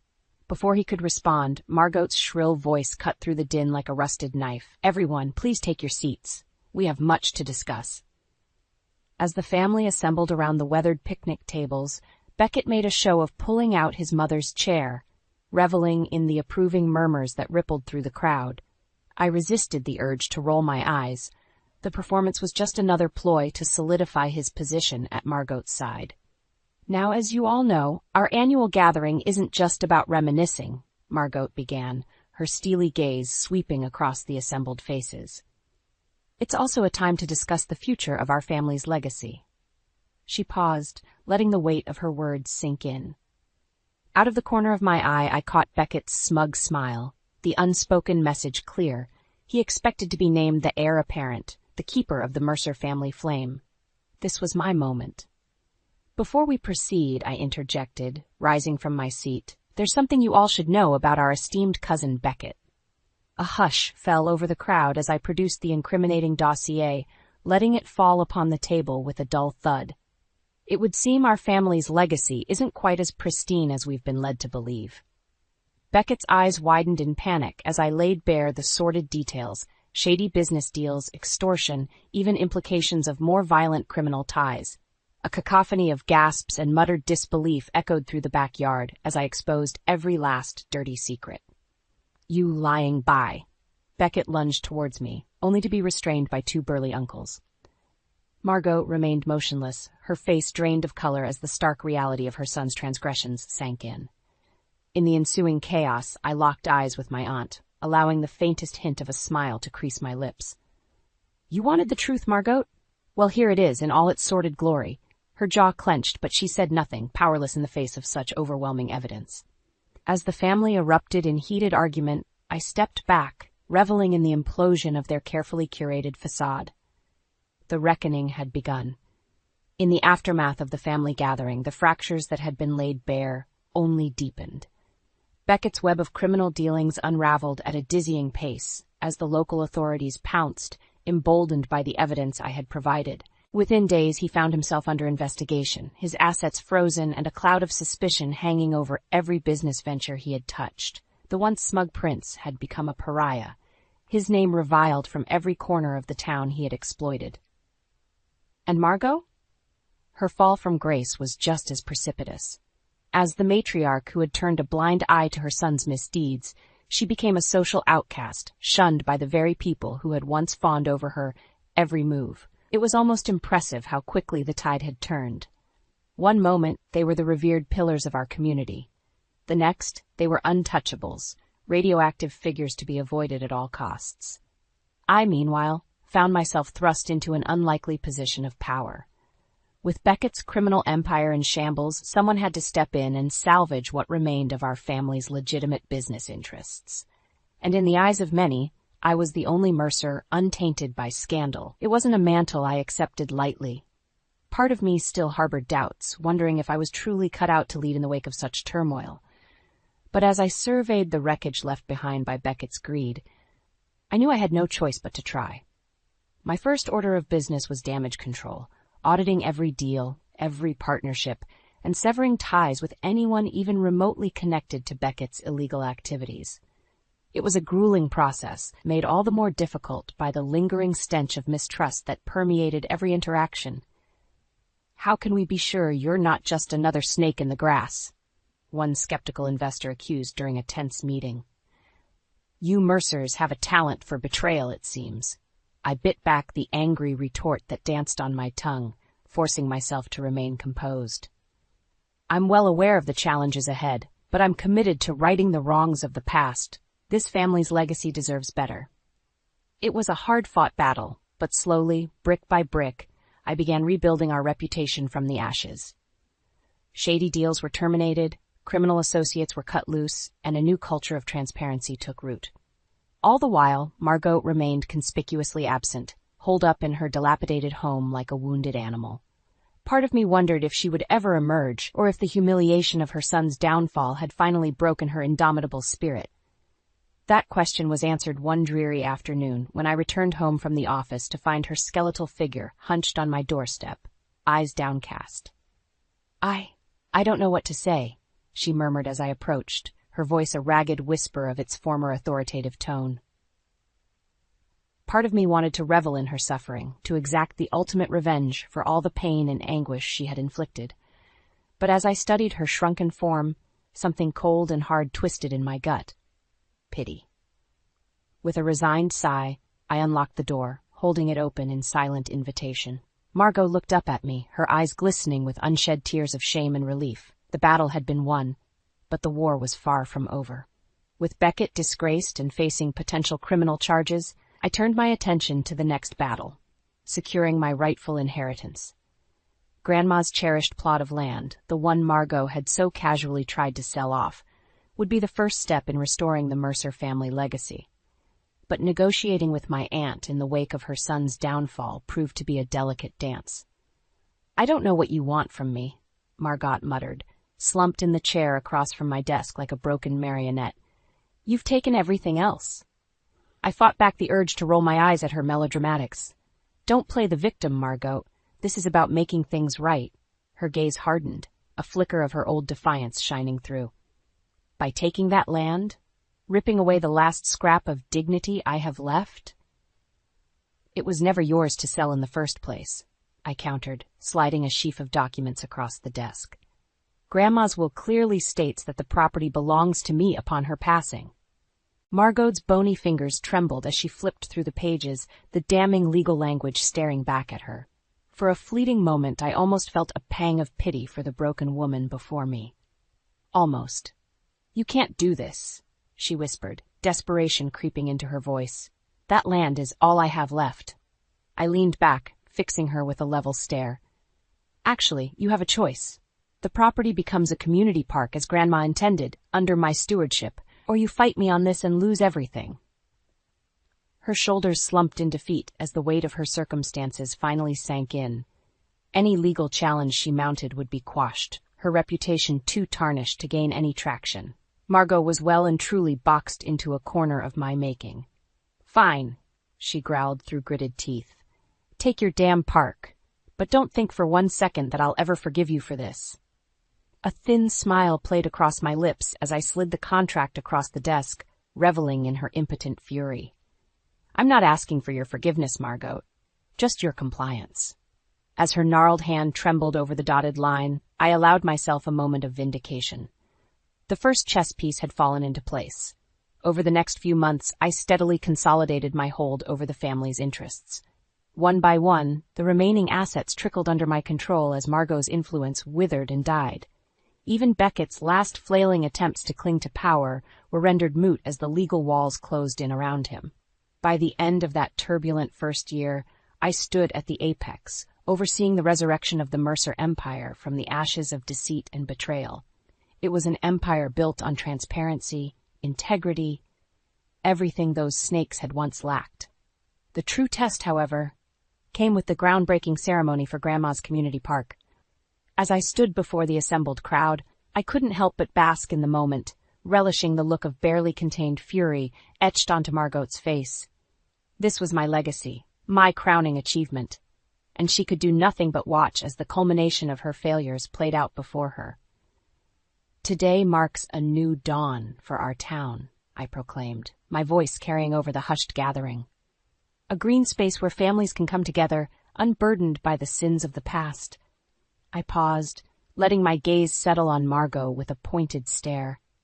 Those driven by greed and malice would seek to spoil this gift, to defile its sacred purpose.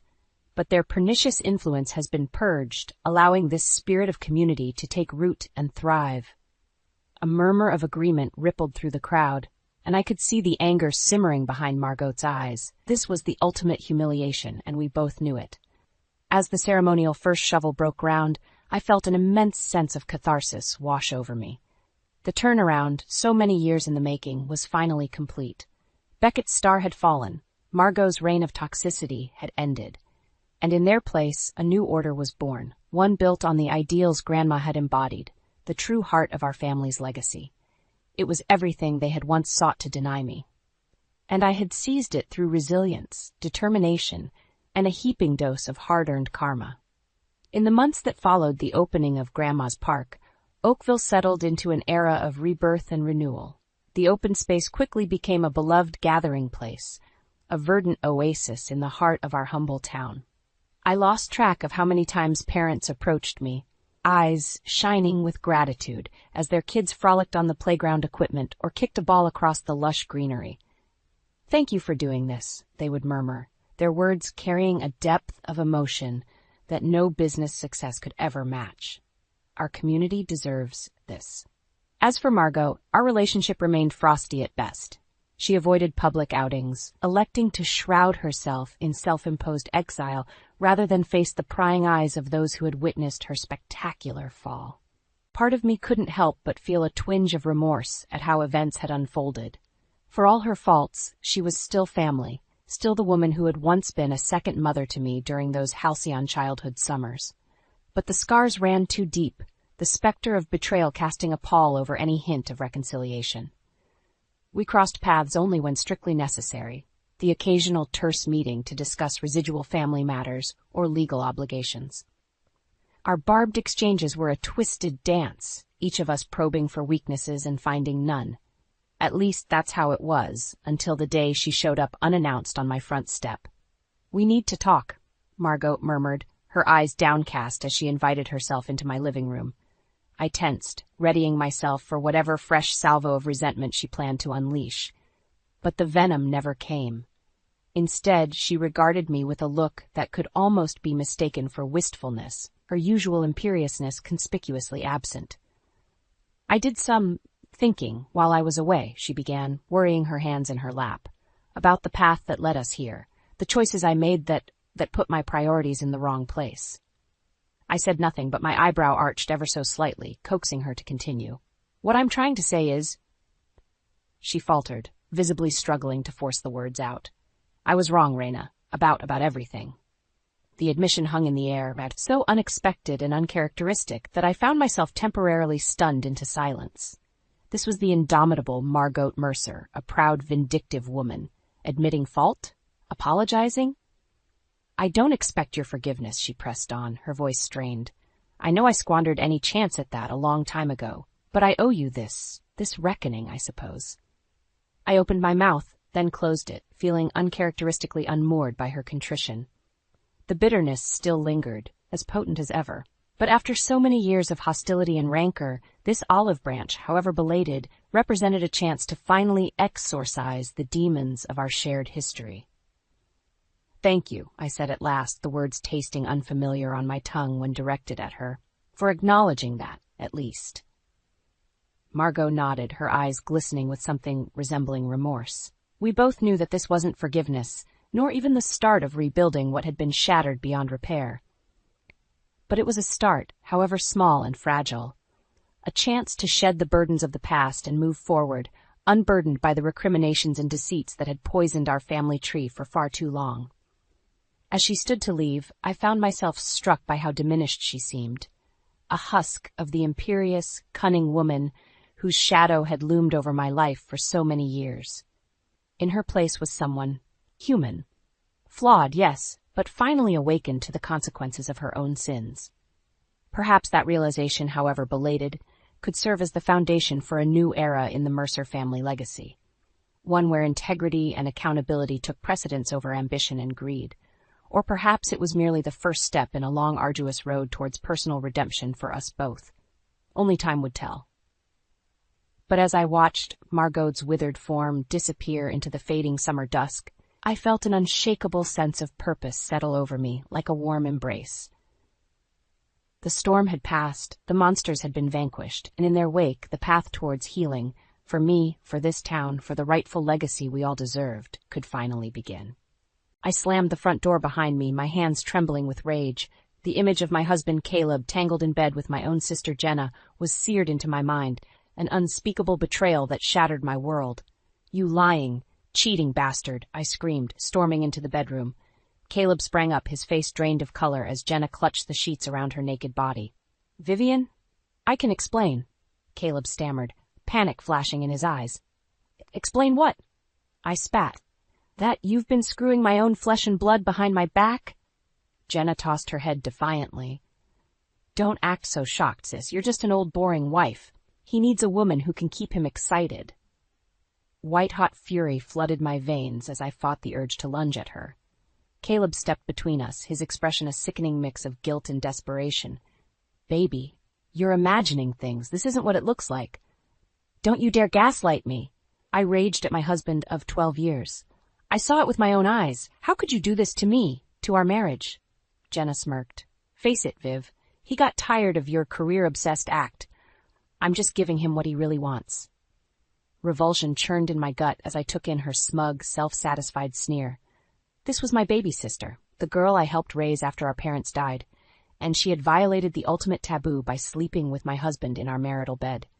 Get out, I said in a low, trembling voice. Both of you. Get your things and get out of my house right now. Caleb refused to leave that night, claiming the house was as much his as mine. I spent a sleepless night on the couch, my mind replaying the sordid scene over and over. How could the man I loved, the man who had once doted on me, betray me in such a cruel way? And with Jenna, of all people. As the sun rose, I dragged myself up and poured a strong coffee, needing to be clear-headed. I opened the photo album stuffed in the hall closet, flipping through the happy memories of our early years together. We had been the perfect power couple. I was a rising star at Boston's most prestigious law firm, while Caleb had started his own construction company from the ground up. Putting in grueling hours, we lifted each other up, my legal skills helping him win big contracts. His business began thriving, allowing me to take a slightly less demanding role to try for the family we both desperately wanted. But after years of fertility treatments and heartbreak, Caleb grew resentful of the sacrifices he'd made. He started staying later at work sites, picking fights over little things. I was too wrapped up in keeping my career afloat to see the cracks in our foundation. You look like hell, Caleb's gruff voice made me jump. He stood in the hallway, already dressed for work in his dusty boots. Gee, I wonder why, I shot back acidly. My husband's been cheating on me with my own sister. That might mess with someone's beauty sleep. He sighed. raking a hand through his graying hair. I never meant to hurt you, Viv. Things just got out of hand with Jenna. Oh, so it just accidentally fell into her? That's quite a feat. Anger flashed across his face. Don't get snarky with me. You've been married to your job for years, while I killed myself providing for us. Providing for us? I laughed bitterly. My 6-figure salary is the only reason your little construction gig ever got off the ground in the first place. The barb struck home. Caleb's jaw clenched as he grabbed his truck keys. I'm not doing this with you. I've got work to get to. That's what you're best at, I called after him. Walking away from your problems. The front door slammed, leaving me alone with the shattered pieces of my life. I looked at our happy wedding photo, wondering when everything had gone so wrong between us, and why my own sister had to be the one to destroy it all. Over the next few weeks, I tried to go about my daily life as if nothing had changed, but Caleb's emotional withdrawal from me, from our marriage, was becoming impossible to ignore. He would come home late most nights, reeking of whiskey and avoiding my gaze. I'd try to ask about his day, only to be met with grunts or one-word answers. The man I had fallen in love with, passionate, driven, always ready with a joke to make me laugh, was fading away before my eyes. My suspicions were raised further by the constant presence of Jenna in our lives. Despite the horrific betrayal, she would show up at our house uninvited, demanding Caleb's attention for some drama in her life, and he would drop everything to comfort her, to be her shoulder to cry on. Jenna's going through a really tough time right now with the divorce, he mumbled one night after getting off the phone with her. I need to swing by and check on her. Again? I asked pointedly. You were just over there last night fixing something at her place. He avoided my accusing stare. She needs me, Viv. Her soon-to-be ex is giving her hell over the house. Well, I need you too, I exploded, feeling the sting of his indifference. Or have you forgotten that small fact? Caleb simply shrugged, grabbing his keys. I'll be back later. Don't wait up. The front door closed with a sense of finality. I stood there, my fists clenched, as the now familiar feelings of dread and denial washed over me. Surely I was imagining things. Caleb may have been pulling away, but he loved me. He would never... My spiraling thoughts were interrupted by the shrill ring of the phone. Jenna's number flashed on the caller ID, taunting me. What? I snapped, unable to hide my hostility. Vivian? Her voice was hushed, almost trembling. I think Caleb is on his way over. I really need you here. My heart plummeted into my stomach. Need me there? For what exactly? There was a pause, then Jenna spoke in that same tremulous tone.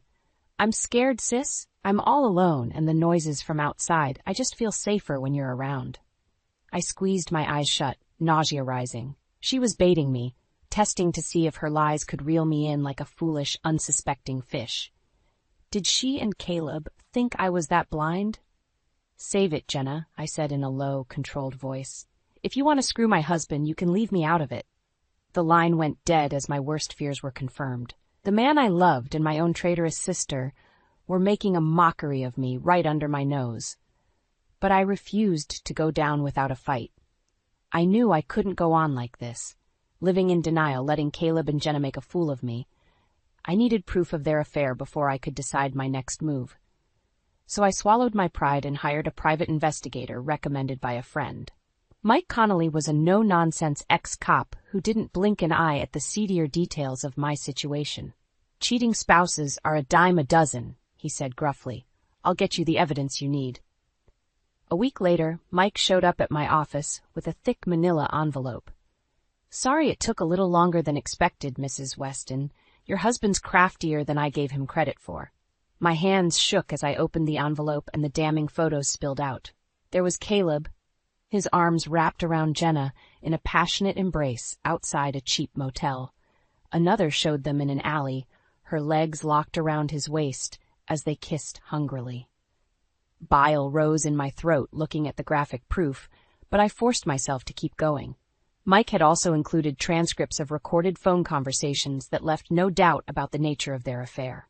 You're all I think about every minute of the day. Caleb's voice crackled through the speakers as I hit play. I can't wait to leave that dried-up sexless marriage and be with you, baby. Jenna's throaty laughter made my skin crawl. Don't worry, lover. Once I bleed that cold bitch dry in the divorce, we'll have more than enough to start over together. The vile words kept coming as I sat numb, tears streaming down my cheeks. This was the man I had loved, the man I had sacrificed for year after year, and he saw me as nothing but a walking ATM to use and discard. "I've heard enough," I choked out, shutting off the recorder. Mike watched me impassively as I struggled to compose myself. "So what's the plan now, Mrs. Weston? You want me to follow him some more, get more evidence for the divorce proceedings?" I stared at the lurid photos of my husband and sister, feeling a scorching anger take hold. Divorce wasn't enough, not for the soul-crushing way they had betrayed me, not for their casual discussion of bleeding me dry. "No more following," I said in a low, dangerous voice. "I've seen all I need to see." Mike frowned. "Then what do you want me to do?" A slow, vindictive smile spread across my face as the perfect plan took shape. "I want you to keep watching them, Mr. Connolly, but not for me." I leaned forward, reveling in the first stirrings of vengeance. "For them. Because by the time I'm through, they'll have much bigger problems than a divorce." With the proof of Caleb and Jenna's affair burning a hole in my brain, I forced myself to continue acting normal around them. It wasn't easy, picturing their naked bodies intertwined while Caleb came home and pecked my cheek like nothing had changed. Working late again? I kept my tone light as he grabbed a beer from the fridge. Caleb grunted in response. "Yeah, big project coming due. You know how it is." "Of course." I gave him a sad smile. "I'm just gonna miss you, that's all." He paused, a flicker of something like guilt crossing his face before the usual blankness returned. "Don't wait up," he mumbled, already heading for the door. As soon as it closed, my fake smile vanished. Reaching into my purse, I pulled out the burner phone I'd purchased and tapped out a message. "He's on the move. Let me know where he ends up." Mike Connolly's response came quickly. "You got it." I spent the evening poring over Caleb's financial statements, construction contracts, and other business documents. As a corporate lawyer, I knew all the loopholes, the sleight-of-hand tricks companies use to cut corners. Shady labor practices, environmental violations, tax evasion, you name it, I'd helped clients get around it. Now I would use that knowledge to burn Caleb's entire empire to the ground. Around midnight, my phone buzzed. A new address from Mike, along with a terse message. "Motel again." White-hot fury lanced through me as I pictured them together, laughing at my oblivious suffering. I wanted to storm over there to scream the truth and make them face the consequences. But I forced myself to stay calm, to keep my eyes on the prize, making them pay in the most devastating way possible. Over the next few weeks, I began deploying a strategic series of anonymous calls and tips to various regulatory agencies, code violations on multiple construction sites, improper disposal of hazardous materials, undocumented workers being paid under the table. At first, it was just minor fines and work stoppages, which Caleb angrily tried to dispute. But I kept hitting him from all sides: the IRS, the EPA, the Department of Labor. His panicked calls and texts went unanswered as I busied myself with other important cases at the office. "What the hell is going on?" he roared when he finally made it home one night, slamming his fist on the counter. "Every single one of my sites is under investigation." I looked up from my book with a neutral expression. "I'm so sorry, babe. I had no idea things were that bad at work." His bloodshot eyes bored into me before he seemed to deflate with a frustrated sigh. I gotta get a handle on this, Viv. The fines are crippling me, and if they actually shut me down..." I crossed the room and placed a soothing hand on his arm, trying not to smirk at the raw panic in his voice. "It'll be okay. You've worked too hard to let this take you down." Caleb pulled me into a stiff hug, his body tense. "I don't know what I'd do without you," he muttered into my hair. "You're about to find out," I thought with grim satisfaction, "because by the time I'm done, you'll have lost everything." The next few months were torture, watching Caleb's world crumble around him. Construction sites were shut down left and right amid the mounting investigations. Fines and legal fees piled up into the millions. Employees walked off the job as payroll bounced. Yet through it all, the smug bastard remained oblivious to the fact that I was the one orchestrating his downfall from the shadows. He tried desperately to get ahead of the allegations, hiring lawyers and consultants to do damage control. But I was always one step ahead, Anonymous tip leading to another disastrous blow. Jenna, of course, was firmly by his side the entire time, playing the supportive, concerned girlfriend as Caleb unraveled. No doubt she was counting down the days until his business assets would be stripped away in the divorce, leaving her free to swoop in as his sugar baby. "This is insane, Viv," Caleb yelled one night, pacing furiously as I calmly sipped tea. "They're threatening to pull my contractor's license, to freeze all my accounts." "Well, did you do the things they're accusing you of?" I asked mildly. "Maybe you should just come clean if you've been cutting corners." His face went beet red with rage. "I'm not a crook. Someone is setting me up. Don't you see that?" "Or maybe," a silky voice came from the hallway, "you're just reaping what you sowed after treating your wife and business like dirt for so long." Jenna slinked into the room, eyes glittering with undisguised malice aimed at me. I felt a flicker of disgust at her blatant attempt to turn Caleb against me even further. "Stay out of this, Jen," Caleb growled. "You don't know what the hell you're talking about." But she ignored him, sidling up to rub his arm soothingly. "Poor baby, you're under so much stress. Maybe it's time you finally face the truth. Vivian is the one behind all this." I barely hid my smirk as Caleb's head whipped around, eyes narrowing at me with sudden suspicion. "What is she talking about?" "Think about it, lover," Jenna purred, shooting me a triumphant look. "Who else could be doing this to you? Vivian's a corporate lawyer. She knows all the loopholes, the ways to bleed a company dry from the inside." Caleb opened his mouth, then closed it slowly as realization seemed to dawn. I held his gaze steadily, daring him to break first. "Is it true?" he finally rasped out, fists clenched at his sides. "Have you been the one destroying my life's work all this time, burning everything I built to the ground?" I let out a soft chuckle, reveling in his shock and horror. "Finally caught on, did you? Yeah, it's all been me. Every violation, every fine, every shutdown order."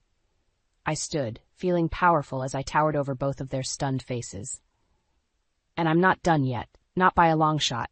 You're going to lose everything, Caleb, your business, your money, your reputation, all of it." Jenna's mouth worked soundlessly as I turned my icy glare on her. "And you're going to be left with absolutely nothing when the gravy train dries up. No business to bleed, no man to leech off of." "You bitch," she finally spat out, color rising in her cheeks. "We never did anything wrong. Save it." I held up a hand, digging into my purse to pull out the thick manila envelope. "I have all the proof I need of your sordid little affair, all the photos, all the recordings of your crude pillow talk." I tossed it at their feet, reveling in their twin expressions of shock and shame as the lurid evidence spilled out. "So go ahead," I said with a tight smile. "Try and talk your way out of this one. I'll be waiting." For days after my grand reveal, Caleb and Jenna avoided me like the plague. He'd leave before I got up and return late, holed up in his study. Jenna stopped coming around altogether, much to my relief.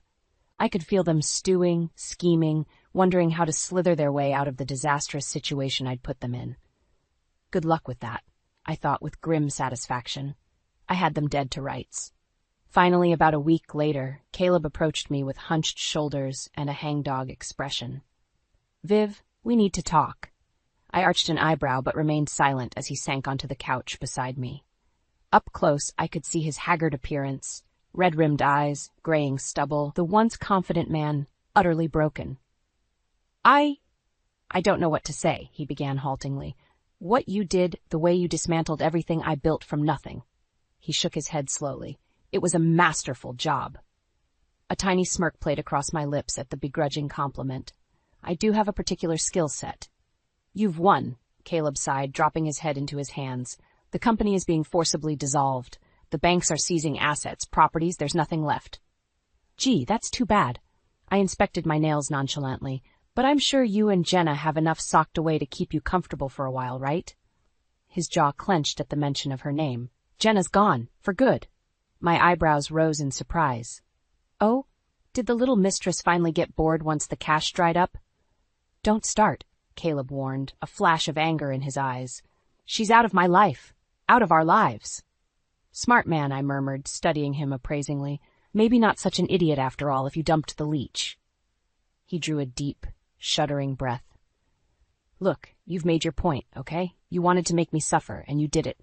I'm ruined, bankrupt, my whole life destroyed because of my stupid mistakes. I opened my mouth, but he barreled on.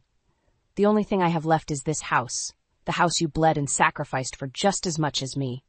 His eyes bored into me intently. Just take it, Vivian. Take it all in the divorce, and I'll walk away with nothing. You'll have your justice. I felt a surge of vicious glee, but kept my expression neutral. That's an interesting proposal, though forgive me for not exactly trusting you at the moment. I'm not asking you to trust me, Caleb said roughly. I'm asking you to take everything and leave me with the clothes on my back, if that's what you want. It's the least I deserve, after how I treated you. I studied him silently for a long moment, wheels spinning in my mind. This was it, the final delicious act of my revenge, to strip him of every last thing he valued, to leave him a broken, shamed husk of a man. All right, Caleb, I said at last. I'll take your offer. Draw up the papers to sign over this house, the property, everything to me in the divorce, and you'd better not cross me, because if you try to weasel out of it... I let the threat hang in the air. He swallowed hard and gave a solemn nod. You have my word. Just tell me where to sign. I smiled thinly and stood, heading for the kitchen to pour myself a glass of wine. My petty, vindictive plan was finally complete. But I wouldn't stop there. Not until I had utterly and completely destroyed both Caleb and Jenna, leaving them as empty husks. They would know the soul-crushing pain of utter betrayal, and I would savor every agonizing second of it. The next few months were a whirlwind as I solidified my control over Caleb's decimated company and assets. True to his word, he signed over the deed to the house and all remaining property, leaving himself with nothing. I took a perverse pleasure in watching him slink around like a whipped dog, forced to move into a grungy apartment and take whatever construction labor jobs he could find. The mighty businessman brought to his knees by the wife he had so callously betrayed. As for Jenna, she had indeed slunk away into the shadows once Caleb's money ran out. I couldn't help but revel in the thought of my traitorous sister living in squalor, having tasted the high life only to have it torn away. Maybe now she'd think twice before trying to steal another woman's husband. With my laser focus and legal expertise, I was able to streamline and rebuild the construction company into a highly profitable, ethically run operation. Contracts were renegotiated, shady practices eliminated, and I brought in a trusted team to oversee day-to-day management. Watching the business thrive again under my guidance was deeply satisfying. This was my vengeance made whole, taking everything Caleb had worked for and making it better, stronger, more successful than he ever could, all while he scraped by on menial labor wages. A small part of me knew I should feel sated, that I had gotten the ultimate revenge for his unforgivable betrayal. But there was still that lingering ember of resentment, that urge to keep twisting the knife until he and Jenna were left as empty, debased shells. My chance came a few months later, when there was a loud pounding on my door one evening. I opened it to find Caleb disheveled and wild-eyed on my front step. "You've got to help me," he rasped urgently. "It's Jenna. She's in trouble." Despite my distaste, I felt a prickle of concern. "What kind of trouble?" He ran a shaky hand through his lank hair. "She's been crashing on my buddy's couch, trying to hustle drinks at this skeezy bar, racking up debt with the wrong people, if you know what I mean." My jaw clenched as I realized he was insinuating Jenna had turned to prostitution and petty crime to keep a roof over her head. As much as she had betrayed me, she was still my baby sister. "And you want what exactly?" I asked coolly. "For me to save the day with money? After everything?" Caleb swallowed hard, his bravado seeming to deflate. "Please, Vivian, I know I have no right to ask you for anything, but she's in deep. I can't let anything happen to her." I stared at him for a long moment, feeling a flicker of the man I had once loved beneath the broken, desperate exterior. As much as he had hurt me, some part of him still cared for Jenna, still wanted to protect her. With a heavy sigh, I turned and retrieved my purse, pulling out a wad of cash. "Here," I said gruffly, pressing it into his palm. "Get her out of whatever hellhole she's in and back on her feet. But that's it. I'm not getting involved further than that." Caleb's eyes widened as he clutched the money. "Viv, thank you. You don't know what this means." I held up a hand to cut him off. "Don't thank me. Just take the money and go, before I change my mind." He gave a jerky nod, something like shame flickering across his features before he turned and hurried away into the night. I watched him go, feeling a strange sense of melancholy amid the satisfaction. My revenge was complete. I had taken everything from the two people who betrayed me most, leaving them penniless and alone. So why did this victory feel so hollow? I stared in disbelief at Olivia, my daughter-in-law, standing over the toilet with my antique diamond earrings dangling from her fingers. Her face drained of color as our eyes met. I was just admiring them, she stammered, her voice trembling. In my bathroom, with the door closed? I challenged, my heart pounding. Those earrings were the last gift from my late husband before cancer took him. Olivia swallowed hard. I'm sorry, I shouldn't have. You're right, you shouldn't have, I snapped, snatching the earrings from her grasp. How dare you go through my private things? Her eyes narrowed. It's not like you even wear them anymore. The callous remark stung. Ever since my son Bryce had married this young woman 2 years ago, I'd noticed a steady progression of disrespect and entitlement from her. At first, she'd seemed so sweet and caring, the perfect girlfriend turned wife for my beloved boy. But lately, her true colors were becoming impossible to ignore. Mom? What's going on? Bryce appeared in the hallway, his eyebrows furrowed with concern. Olivia immediately played the victim. Your mother is overreacting. I was just looking at her jewelry. I shot her a withering look. She had my earrings and was about to flush them down the toilet. What? Bryce's jaw dropped as he turned to Olivia. Is that true? She scoffed in feigned indignation. Of course not. Why would I do that? The denial only infuriated me more.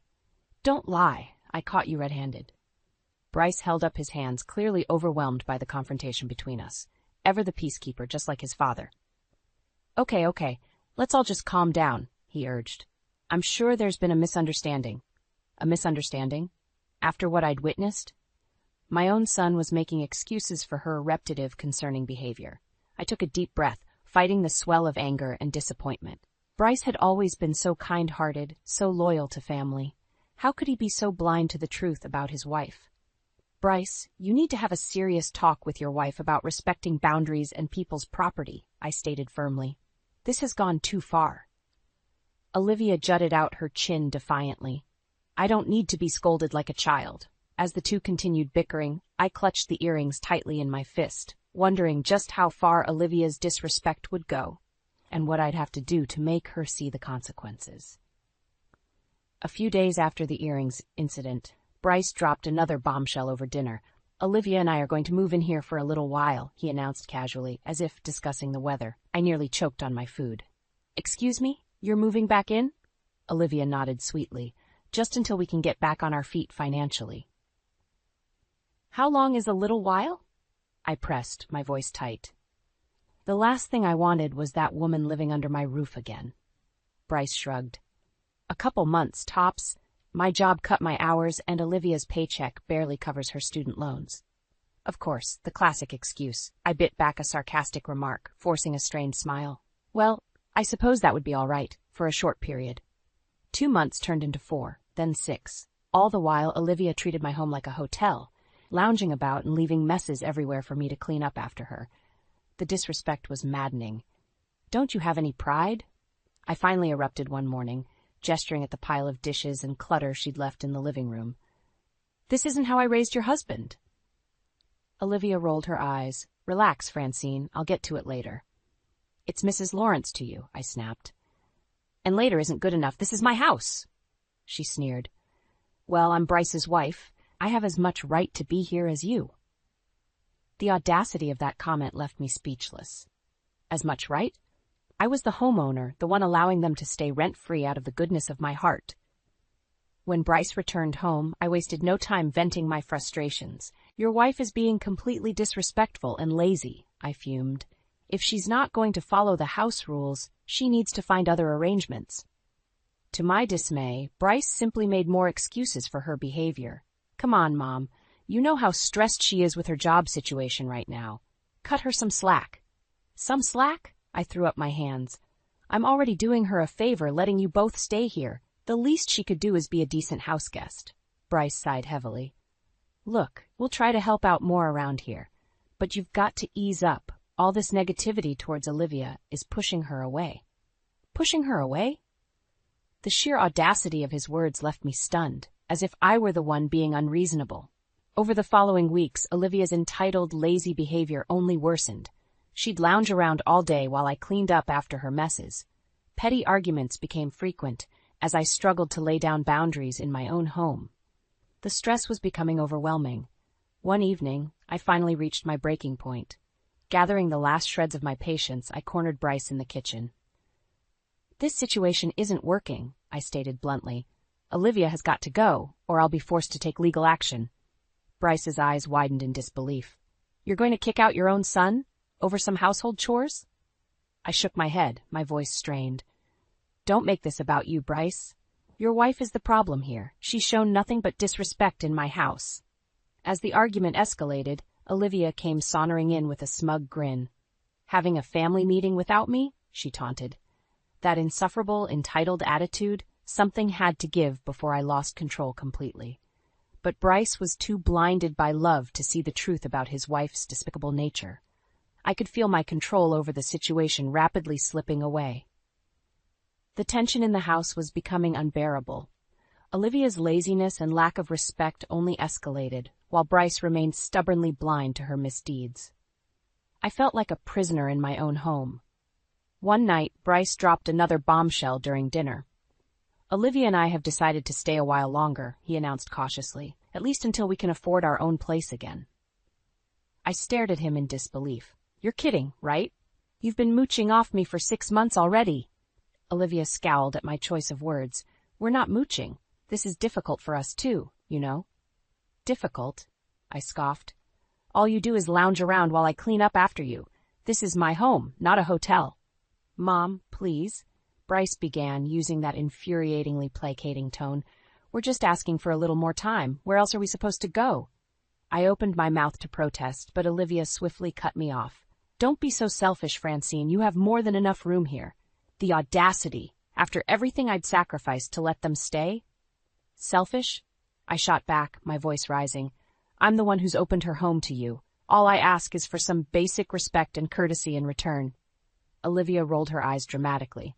Here we go again with the nagging. That arrogant, dismissive attitude was the final straw. I slammed my fist on the table, making them both jump. "That's it. I've bent over backwards trying to be accommodating, but you've become nothing but an ungrateful freeloader, Olivia. I want you out of my house." Bryce immediately came to his wife's defense, as usual. "Don't talk to her like that.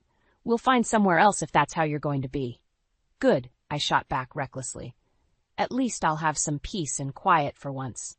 We argued bitterly until Olivia abruptly stormed off in a huff. Bryce shook his head, looking utterly dismayed. "This has gotten way out of hand, Mom. If you can't be civil to my wife, maybe it is best we make other arrangements." His words struck me like a physical blow. Was he truly choosing Olivia over his own mother? After everything I'd done for them, the thought crushed me. I suddenly felt very old and alone. I don't want that, Bryce," I managed, struggling to keep my composure. "But your wife refuses to show any respect in my own home. I'm at my wit's end here." He sighed heavily. "Then I don't know what to tell you. We're stuck in a bad situation, but Olivia is my priority now. I have to stand by her." Hearing him place that vile woman's needs over mine twisted the knife deeper. This was my own son, my flesh and blood, choosing an entitled, lazy freeloader over his own mother. I could no longer hold back the tears. "You'd really abandon your own family for her?" Bryce looked pained but resolute. "I'm not abandoning anyone, Mom. I'm just supporting my wife like any man should." His naive loyalty sickened me. Couldn't he see how terribly Olivia was manipulating and using him? Using us both? As I watched him retreat to the bedroom, I felt a cold sense of dread creep over me. I was quickly losing control of the situation. And something had to be done before that awful woman took complete advantage. I may have been backed into a corner for now, but I refused to be bullied and disrespected any longer, not in my own house. If Olivia wanted a war, then I would give her one she'd never forget. In the days following our blowout argument, an uneasy truce settled over the house. Bryce and Olivia kept to themselves, while I seethed in private over her continued disrespect and laziness. The tension was suffocating. Then one morning, I noticed my diamond tennis bracelet was missing from its usual spot on my dresser. "Bryce," I called out, trying to keep the panic from my voice. "Have you seen my bracelet anywhere?" He poked his head into the bedroom with a quizzical look. "No. Why would I have your bracelet?" "Well, it's gone missing," I replied tersely, "and the only other person who's been in my room is Olivia." Bryce's expression hardened at the implied accusation. "You're not seriously thinking Olivia took it, are you?" "Of course not," I lied, struggling to keep my cool. "But it wasn't just misplaced. That bracelet was my late husband's last anniversary gift to me." A flicker of concern crossed his face, but he quickly smothered it. "Look, I'm sure it'll turn up somewhere. But accusing Olivia of taking it is really messed up, Mom." I opened my mouth to protest, but the sound of the bathroom door opening cut me off. Olivia emerged, her eyes going wide like a deer in headlights when she saw us. "Everything okay?" she asked in an artificially sweet tone. "No, everything is not okay." I snapped before Bryce could respond. "My diamond tennis bracelet is missing. The one Dad gave me right before he—" My voice caught in my throat as the implication hit me. If Olivia had stooped so low as to take that priceless, sentimental piece of jewelry. Bryce looked utterly bewildered. "Olivia wouldn't take your bracelet, Mom. You're overreacting." But I could see the panic flickering in Olivia's eyes as the realization of being cornered set in. "Well?" I pressed, taking a step towards her. "Do you have anything to say for yourself?" Her expression hardened. "You've already made up your mind about me, haven't you? Why should I even bother defending myself?" "Because you're accusing my wife of being a thief," Bryce interjected heatedly. Olivia whirled on him. "No, Bryce, let her rant. Let her make a fool of herself for once." The sheer audacity of her denial left me stunned. She was such an expert liar and manipulator, so skilled at twisting the narrative to her advantage. "You little brat," I seethed, barely able to contain my rage. "I know you took it. Your greedy eyes have been all over my jewelry from day one." Bryce quickly stepped between us, playing peacemaker as usual. "Enough! This arguing has to stop now. I'll stop when that gold-digging wife of yours stops stealing from me," I shot back recklessly. Olivia's eyes went wide with feigned hurt. "How dare you?" But I could see the cracks in her facade, the briefest flicker of panic and guilt that told me everything I needed to know. She had taken that bracelet and likely many other valuables over these past months. The realization made my blood boil. Not just disrespect anymore, but outright theft from her own family. I'd been more than patient, more than accommodating, only to be repeatedly stabbed in the back. If Bryce wasn't going to put his foot down, I knew I'd have to take matters into my own hands. Enough was enough. "We're going to get to the bottom of this," I stated, struggling to keep my voice steady. "And if you are responsible, Olivia, there will be consequences, serious ones." She opened her mouth as if to protest, but seemed to think better of it. A tense, furious silence stretched between us all. I could feel control of the situation rapidly slipping through my fingers, but I'll be damned if I'd let that deceitful little schemer take advantage of me in my own home any longer. After the confrontation over my missing bracelet, the atmosphere in the house was utterly toxic. Bryce remained stubbornly defensive of Olivia, refusing to even entertain the possibility that she had stolen from me. "You're letting your grudge against her cloud your judgment," he accused after another heated argument. "Olivia may be a lot of things, but a thief? Come on, Mom." His blind loyalty infuriated me to no end. How could he not see through her manipulative lies and excuses? "Then where is my bracelet, Bryce?" I challenged. "It didn't just sprout legs and walk away." He shook his head in exasperation. "I don't know, but accusing her with no proof is only going to further divide this family." Proof. The word rang in my ears like a whispered taunt. If only I had undeniable evidence of Olivia's misdeeds to make Bryce see the truth. The thought gnawed at me over the following days until a possible solution emerged. If she was so emboldened to steal from me in my own home, chances were it wasn't her first offense. I needed a way to catch her red-handed. One afternoon, while Bryce was at work, I seized the opportunity to bring up the idea to Olivia. "Since my valuables keep disappearing, I've decided to install security cameras around the house." Her eyes went comically wide at my declaration. "You're joking, right?" I leveled her with a steely gaze. Does it look like I'm joking? I won't have any more of my possessions stolen. Her expression contorted in outrage. This is a massive violation of privacy. I am not going to be recorded in my own home. Your home? I arched an eyebrow. Need I remind you that you're a guest here, Olivia? This is my house, my rules. She opened her mouth to protest further, but seemed to think better of it. Instead, she simply glared at me with undisguised contempt. I'm not surprised you'd stoop to such extreme paranoid behavior, she spat. Just remember, what's recorded can be used against you too. The veiled threat didn't rattle me in the slightest. I'm a law-abiding citizen with nothing to hide. Can you say the same? She flinched ever so slightly at the barb, but quickly regained her composure with a disdainful sniff.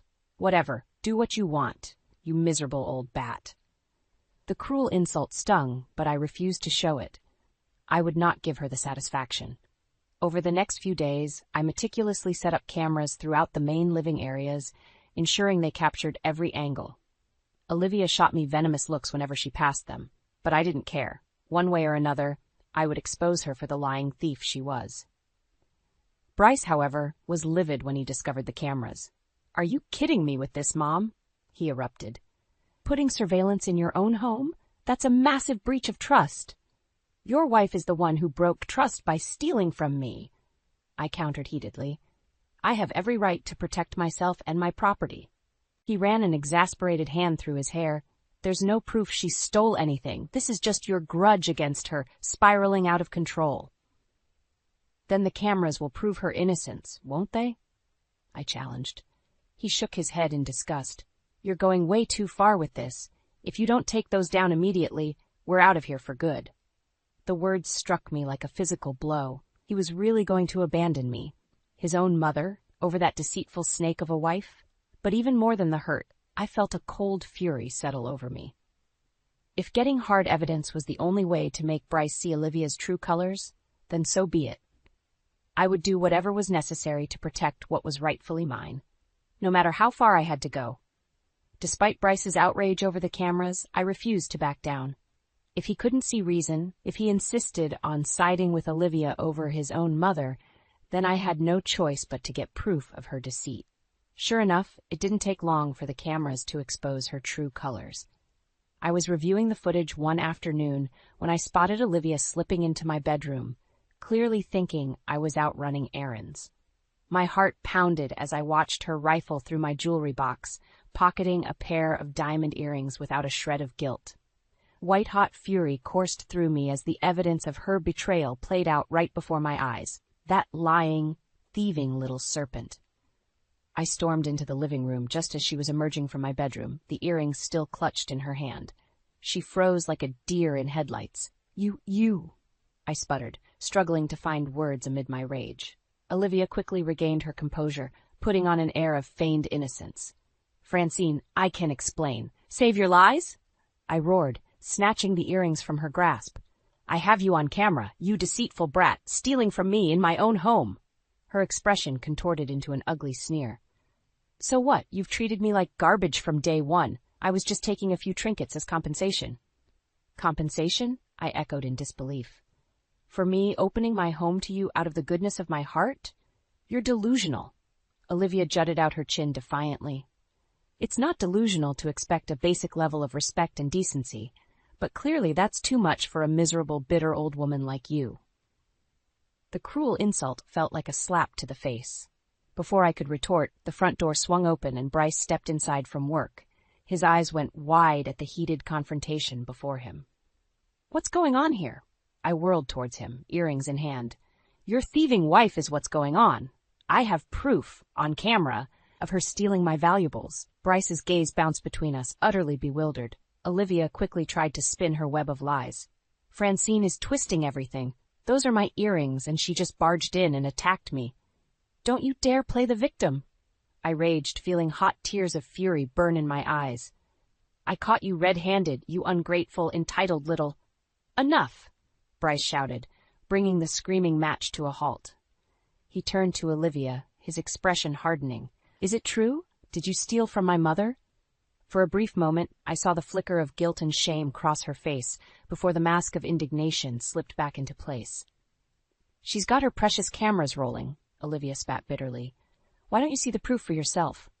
An uneasy silence fell over the room. Bryce looked utterly crestfallen, as if the reality were finally unavoidable.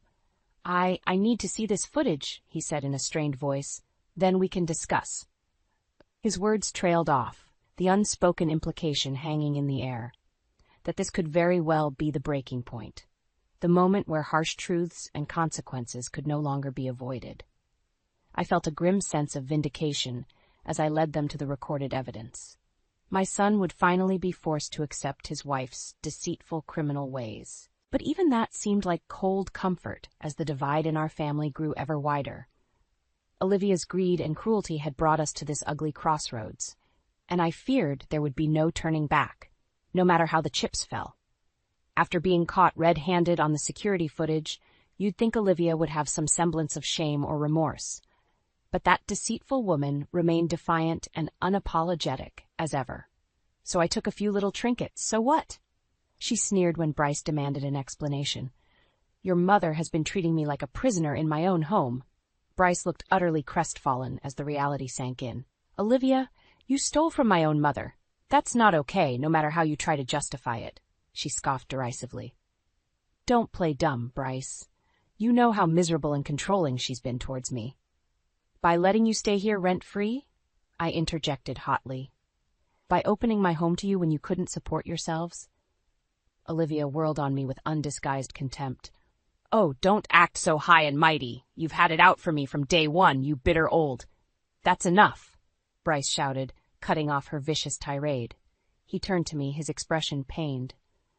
Mom, I'm so sorry you had to go through this. I never imagined Olivia could stoop so low.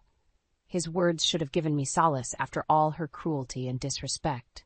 But they only filled me with dread over what vile act she might attempt next. Sure enough, in the following days, Olivia's behavior took an even darker turn. She stopped speaking to me entirely, shooting venomous glares my way while making snide comments under her breath, an unrelenting campaign of intimidation. Then the really twisted games began. First, it was little things, my belongings going missing only to turn up in bizarre places, my reading glasses stashed in the freezer, my sewing kit dumped into the toilet, juvenile pranks clearly designed to upset and unnerve me. When I tried confronting her about it, she'd play dumb with that infuriatingly innocent look. Maybe you're just losing your marbles in your old age, Francine? I knew she was responsible, could feel it in my gut.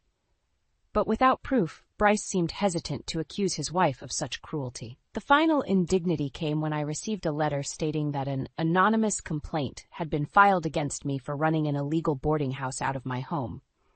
This has gone too far, Olivia, I erupted after reading the sickening letter. Trying to get me evicted from my own property? Over what, some stolen jewelry? She blinked up at me with those big doe-like eyes. Whatever are you talking about, Francine? I've just been keeping to myself like you wanted. The blatant lies and gaslighting were enough to make my head spin. How could someone be so utterly devoid of conscience or empathy? Bryce stepped between us, looking just as overwhelmed and dismayed as I felt. Mom, you can't seriously think Olivia is behind that fraudulent complaint. Of course I do, I shot back, fighting the urge to slap that smug look off Olivia's face. She's been tormenting me for weeks as payback for exposing her as a thief. Olivia's expression hardened like ice. You're the one making ridiculous accusations with no proof, as usual. I'm just the victim here. The audacity of her playing the victim after all she'd put me through, it was unforgivable, unconscionable. In that moment, something inside me finally snapped. I would no longer be bullied and tormented by this vindictive, entitled little monster. Not in my own home. If she wanted a war, then she had better be ready for the fight of her life. Because this time, I would not back down until I had justice, no matter what it took. After Olivia's cruel attempt to have me evicted, I knew I had to take decisive action. Her escalating campaign of intimidation and torment had gone too far. It was time to fight fire with fire. First order of business was gathering all the evidence I had, the footage from my security cameras, documentation of her pranks and missing valuables, even that fraudulent complaint letter. I compiled it all meticulously into a file, my hands shaking with rage and determination. Next, I paid a visit to the best lawyer in town, a stern, no-nonsense woman named Patricia. She listened intently as I laid out Olivia's pattern of abuse and theft. "This is a clear-cut case of harassment and exploitation of an elder," Patricia stated after reviewing my evidence. "Not to mention the stolen valuables could constitute grand larceny charges." Relief washed over me at her blunt assessment. Finally, someone who could see the situation for what it was. "So you'll take my case? Against my daughter-in-law?" Patricia's expression was grim but reassuring. "I don't tolerate anyone who preys on and mistreats the vulnerable, Miss Lawrence. This girl needs to be stopped by any legal means necessary." With those words, I felt a weight lift off my shoulders. The prospect of having the law on my side, of finally getting justice, was immensely empowering. Olivia wouldn't know what hit her. When I returned home, Bryce and Olivia were waiting with matching looks of concern. "Where have you been?" Bryce asked apprehensively. "We were starting to worry when you didn't answer your phone." I leveled a look at Olivia, filled with a new sense of emboldened calm, dealing with something I should have handled a long time ago. Her brow furrowed with a flash of unease. "What's that supposed to mean?" Instead of answering, I pulled out the paperwork Patricia had prepared and slid it across the table. "A restraining order petition?" Bryce sputtered, quickly scanning the documents. "And intent to pursue charges for theft and harassment?" Olivia's eyes went wide with panic. "You're insane! You can't do this!" "I am well within my rights," I stated firmly. "I have more than enough evidence of your despicable behavior, your cruelty and disrespect towards me in my own home." She opened her mouth, but seemingly thought better of protesting. A look of cold fury contorted her features. "This is a mistake, Francine," she hissed through gritted teeth. "A huge mistake." Bryce's expression was utterly crestfallen as he looked between us. I can't believe it's come to this. Mom, are you sure this is what you want?" My gaze remained steely. "Your wife has given me no choice. I will not be intimidated or taken advantage of any longer, not after everything I've sacrificed." An uneasy silence fell over the room. Olivia looked like she wanted to lash out, to rage and hurl insults, as she always did, but she seemed to recognize the severity of the situation. Finally, Bryce spoke up in a hoarse whisper. "I don't know what to say, except that I'm so sorry you felt forced into this, Mom.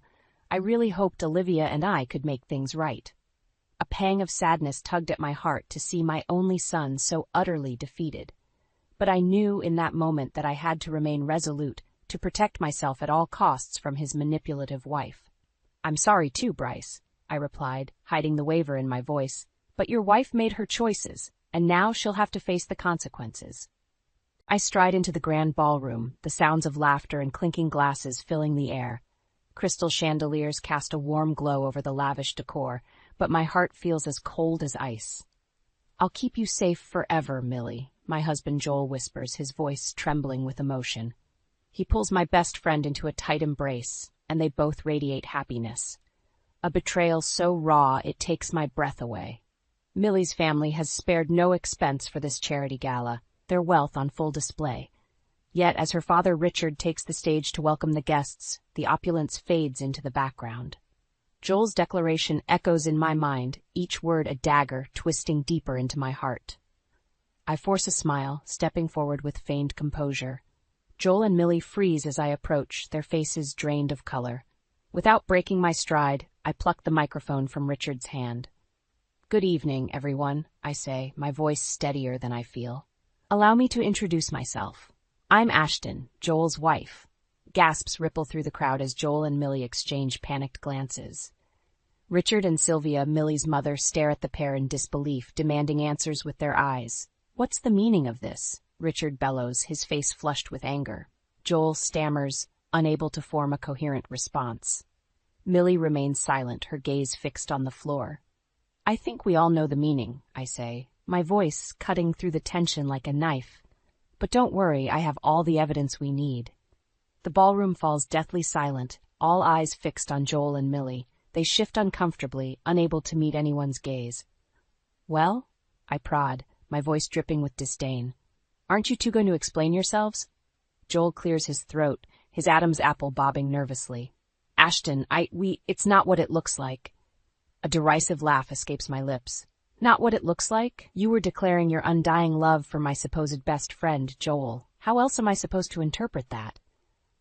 Millie finally speaks up, her voice trembling. Ashton, please, let us explain. Explain what? I cut her off, my anger boiling over. That you've been sleeping with my husband behind my back? That you've betrayed me in the most despicable way imaginable? Richard and Sylvia gasp, their faces contorted with shock and disgust. Is this true? Richard demands, rounding on Millie and Joel. Have you two been carrying on an affair? Joel hangs his head, unable to meet Richard's furious gaze. Millie, however, lifts her chin defiantly. Yes, it's true, she admits, her voice gaining strength. Joel and I are in love, and we're not going to hide it anymore. A collective gasp ripples through the crowd, followed by hushed whispers and murmurs of disbelief. I can't help but laugh at the absurdity of it all. In love?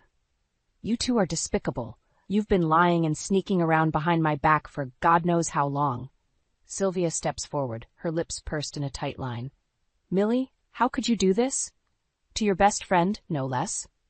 Millie shrugs, her eyes cold and empty. Sometimes love just happens, Mother.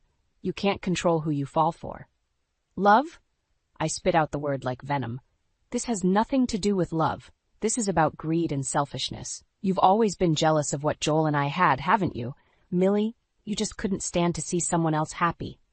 Millie opens her mouth to respond, but I hold up a hand to silence her. Save it. I'm done listening to your lies. I turn to face the crowd, my gaze sweeping over the shocked faces. The truth is, these two have been carrying on a sordid affair for months, and I have all the proof. I can still vividly recall the day Millie and I became best friends in high school. She was the new girl, shy and awkward, struggling to fit in.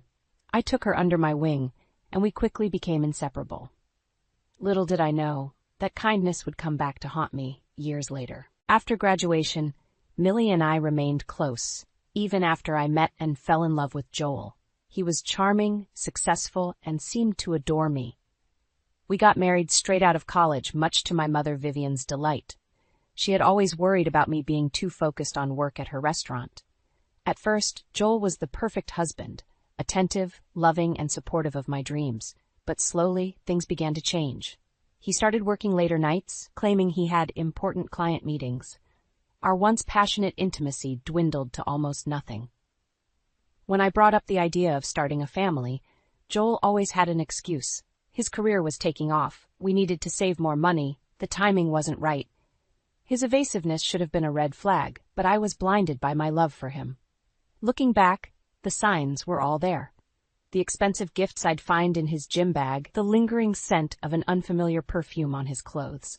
But Millie assured me I was just being paranoid, that Joel adored me. He's probably just working hard to give you the life you deserve, she'd say with that innocent smile of hers. It wasn't until I stumbled across those receipts that the truth finally hit me.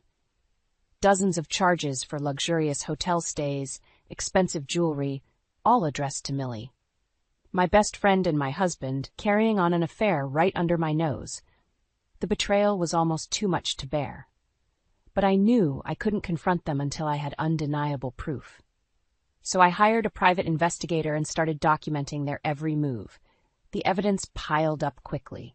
Photos of them kissing passionately outside upscale restaurants, text messages dripping with desire and longing. Each new piece of information was like a dagger to my heart, but I remained outwardly calm and collected. Finally, after weeks of meticulous planning, I was ready to expose their deceit to the world. My lawyer, Lance, assured me I had more than enough evidence to publicly humiliate them both. This is going to get ugly, he warned me. Are you sure you're ready for that? I took a deep breath and nodded, my resolve unwavering. They brought this on themselves. It's time they faced the consequences of their actions. With the evidence in hand, I knew it was time to take action. Lance had advised me to document every sordid detail of Joel and Millie's affair, leaving no stone unturned. The more proof we have, the better, he had said. We need to bury them under the weight of their own deception.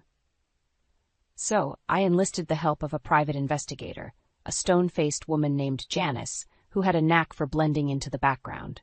Together, we followed Joel and Millie's every move, recording their trysts with meticulous detail. It was sickening work, watching the man I had once loved so deeply betray me in the most intimate ways. But I forced myself to remain detached, channeling my hurt into a burning desire for revenge. Janice would trail them to upscale restaurants, where they'd share candlelit dinners and hold hands across the table like lovesick teenagers. Other times, she'd stake out luxurious hotels, documenting their arrivals and departures with time-stamped photos. "They're certainly not shy about flaunting their affair," Janice remarked one night as we reviewed the latest batch of surveillance images. I clenched my jaw, anger simmering just below the surface. Good. Let them get cocky. It'll make their downfall that much sweeter. With each passing day, the evidence mounted, incriminating text messages, credit card statements detailing lavish gifts, even grainy video footage of them locked in passionate embraces. It was more than enough to bury them both in a tidal wave of scandal. But I knew I had to be patient, biding my time until the perfect opportunity presented itself. Millie's family was hosting another one of their high-profile charity galas in a few weeks, the same event where Joel had so brazenly declared his love for her. "That's it," I told Lance, a vindictive smile spreading across my face. "That's where we'll make our move." He nodded slowly, studying the stack of evidence before us. "Are you sure about this, Ashton? Once we pull the trigger, there's no going back." I didn't hesitate. They made their choices. Now it's time for them to face the consequences. With the date set, I turned my focus to planning every last detail of my revenge. Joel and Millie thought they could betray me and get away with it. They were about to learn just how wrong they were. With the evidence securely in hand, I turned my attention to planning the perfect revenge. Joel and Millie thought they could betray me and get away with it. They were sorely mistaken. As I pored over the sordid details of their affair, flashes of memory assaulted me. Times when Millie had manipulated me for her own gain, always playing the innocent victim while she stabbed me in the back. Like the time she accidentally spilled red wine all over my white dress at her cousin's wedding, just because the groomsmen had complimented me on how beautiful I looked. Or when she convinced me to loan her money for a business opportunity, only to blow it all on a lavish vacation with some guy she'd just met. I should have seen the signs then, but I was too blinded by our so-called friendship to recognize her true colors. Well, not anymore. With each incriminating photo, every damning text message, my resolve only strengthened. These two deserved to have their lives torn apart, just as they had so callously destroyed my marriage and our friendship. I knew I had to plan my strike carefully, crafting a scenario that would maximize their humiliation while ensuring I remained firmly on the moral high ground. A public shaming was in order, but it had to be executed flawlessly. That's when the idea hit me.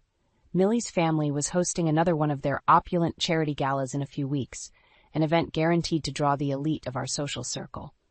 What better stage to expose Joel and Millie's sordid affair than the very place their betrayal had begun? A slow, vindictive smile spread across my face as I envisioned the looks of shock and horror on their faces when the truth was finally laid bare. I could already picture Millie's carefully cultivated facade crumbling to pieces, her false charm and grace shattered in an instant. But I couldn't rely on shock value alone. No, I needed to hit them where it really hurt. Their reputations, their careers, their entire way of life. A good old-fashioned public shaming was the only way to ensure they suffered the consequences of their actions. So I got to work, meticulously planning every last detail, from compiling the most damning pieces of evidence into an incriminating slideshow to discreetly planting an anonymous tip with the local gossip rag, ensuring their downfall would be broadcast far and wide. "You're playing a dangerous game, Ashton," Lance cautioned me during one of our strategy sessions. "Are you sure you want to go down this road?" I met his gaze steadily, unflinching. They made their choices, Lance. Now it's time for them to pay the price. With each passing day, my anticipation grew, like a coiled snake ready to strike. Joel and Millie had no idea what was coming for them, but soon enough, they'd learn the true consequences of betrayal. The night of the charity gala arrived, and I could barely contain my anticipation as I slipped into my sleek black dress. Months of careful planning had led to this moment, and I was determined to savor every second of Joel and Millie's downfall. As I stepped into the opulent ballroom, my gaze immediately found them standing together, laughing and sipping champagne like they didn't have a care in the world. Millie's fake smile was brighter than ever. Her arm looped through Joel's in a sickening display of affection. My blood boiled at the sight, but I forced myself to remain calm and collected. Let them enjoy their last few moments of blissful ignorance. It wouldn't last long. The event kicked off with the usual pomp and circumstance, Millie's father taking the stage to deliver a long-winded speech about the importance of charitable giving. I tuned him out, focusing instead on the meticulously prepared slideshow sitting innocently on my tablet. Finally, Richard wrapped up his remarks and introduced the evening's keynote speaker.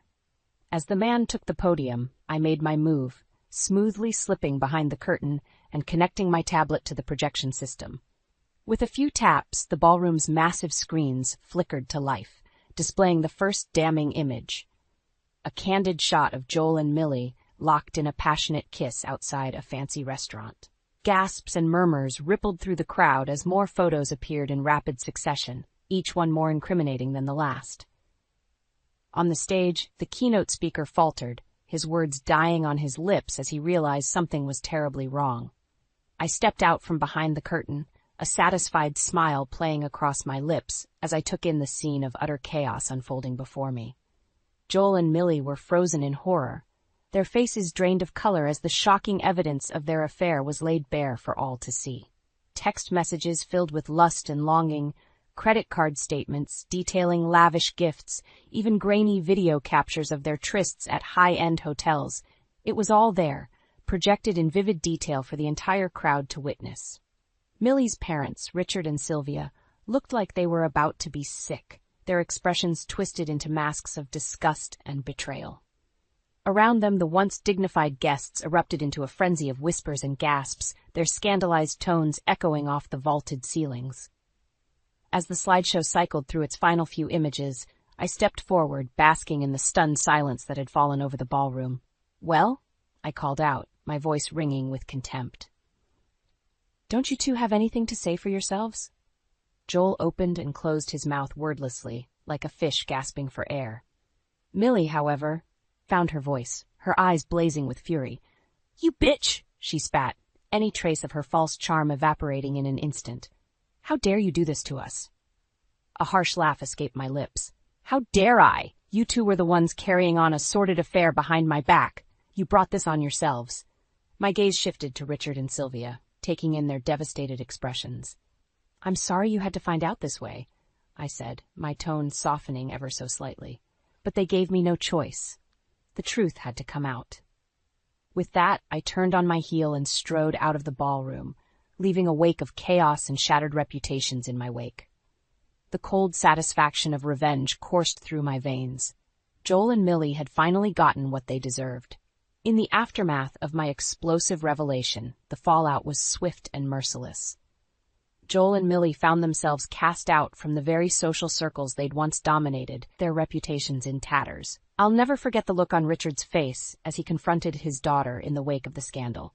His eyes blazed with a fury I'd never seen before, his usual cool composure shattered. "How could you, Millie?" he shouted, his voice trembling with rage and humiliation. "How could you betray your own best friend like this?" Millie, for once, was at a loss for words. Her perfectly cultivated mask had cracked, revealing the selfish, deceitful creature lurking beneath. "Daddy, she stammered, her eyes darting wildly around the room as the weight of her actions finally sank in. "I never meant to hurt anyone." Richard let out a harsh, derisive laugh. "Never meant to hurt anyone? You carried on an affair with a married man, Millie. You lied and betrayed your closest friend for your own selfish desires." Sylvia stood off to the side, silent tears streaming down her face. The humiliation and shame were etched into every line of her once regal features. As for Joel, he seemed to shrink in on himself, a broken shell of the man he'd once been. The confident, charismatic persona he'd so carefully crafted was gone, replaced by a pathetic, sniveling coward. He tried to approach me in the days that followed, his eyes pleading for forgiveness, for understanding. But I shut him down at every turn, my heart as cold and unyielding as steel. "Please, Ashton," he begged, his voice thick with emotion. "I made a mistake. A terrible mistake. But I still love you, I swear it." I fixed him with an icy glare, my lips curling into a contemptuous sneer. "Love? You don't know the first thing about love, Joel. What you had with Millie was nothing more than a sordid fling built on lies and selfishness." His shoulders slumped in defeat, and for a fleeting moment, I almost felt sorry for him. Almost. The gossip rags, of course, had a field day with the scandal. Tawdry headlines screamed from every checkout counter, breathlessly recounting the sordid details of Joel and Millie's undoing. Wealthy heiress caught in salacious affair, corporate hotshot secret sex life exposed. Overnight, they became the laughingstock of the city, their once enviable social status reduced to a cruel punchline. Joel lost his high-powered job, his employers unwilling to weather the storm of bad publicity. Millie, meanwhile, found herself ostracized from the very circles she'd once ruled with an iron fist, her family's reputation left in tatters. As for me, I reveled in their misery, savoring every ounce of their well-deserved karma. The hurt and betrayal I'd felt seemed like a distant memory, replaced by a sense of vindictive triumph. I'd won. They'd lost everything. And not a single part of me felt even the slightest pang of remorse. With Joel and Millie's lives in ruins, it was finally time for me to move on and start anew. The divorce proceedings were swift and brutal, thanks to an ironclad prenuptial agreement that ensured I walked away with a sizable settlement. As I sorted through the paperwork, putting the final nail in the coffin of my failed marriage, I couldn't help but feel a sense of relief wash over me. The weight of Joel's betrayal had been lifted, replaced by a newfound sense of freedom and possibility. "You did the right thing, sweetheart," my mother, Vivian, assured me as we shared a celebratory glass of wine. "That snake got exactly what he deserved." I nodded, taking a sip of the rich, full-bodied red. "I know, and as much as it hurts, I'm glad it's over. I can finally move on with my life." Vivian reached across the table, giving my hand a gentle squeeze. "So, what's next for you? The world is your oyster now, you know?" A slow smile spread across my face as an idea began to take shape in my mind. "You know, I've always dreamed of opening my own bakery, a cozy little place with fresh-baked treats and strong coffee." Vivian's eyes lit up with excitement. "That's perfect. You've always been such a natural in the kitchen." The more I thought about it, the more the idea appealed to me. After years of working in my family's stuffy, high-end restaurant, the thought of running my own laid-back bakery was like a breath of fresh air. With my mind made up, I wasted no time in setting my plan into motion.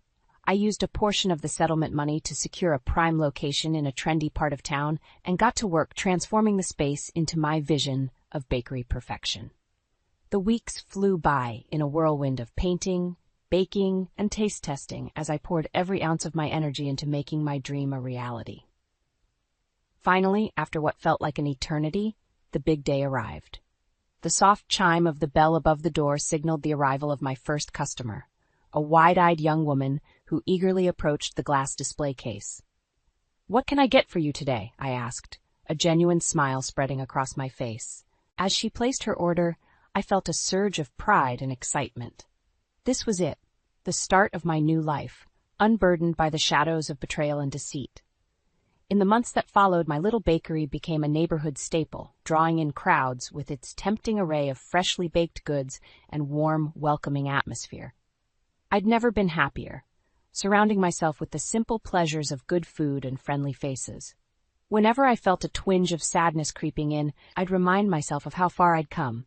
I'd survived the ultimate betrayal and emerged stronger, more resilient than ever before.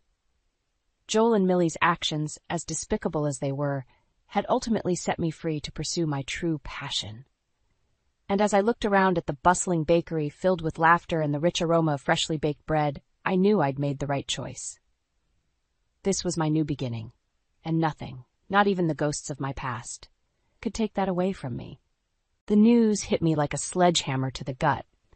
My husband, Rowan, had just received a call that his estranged uncle, the wealthy business magnate Jonathan Winthrop, had passed away.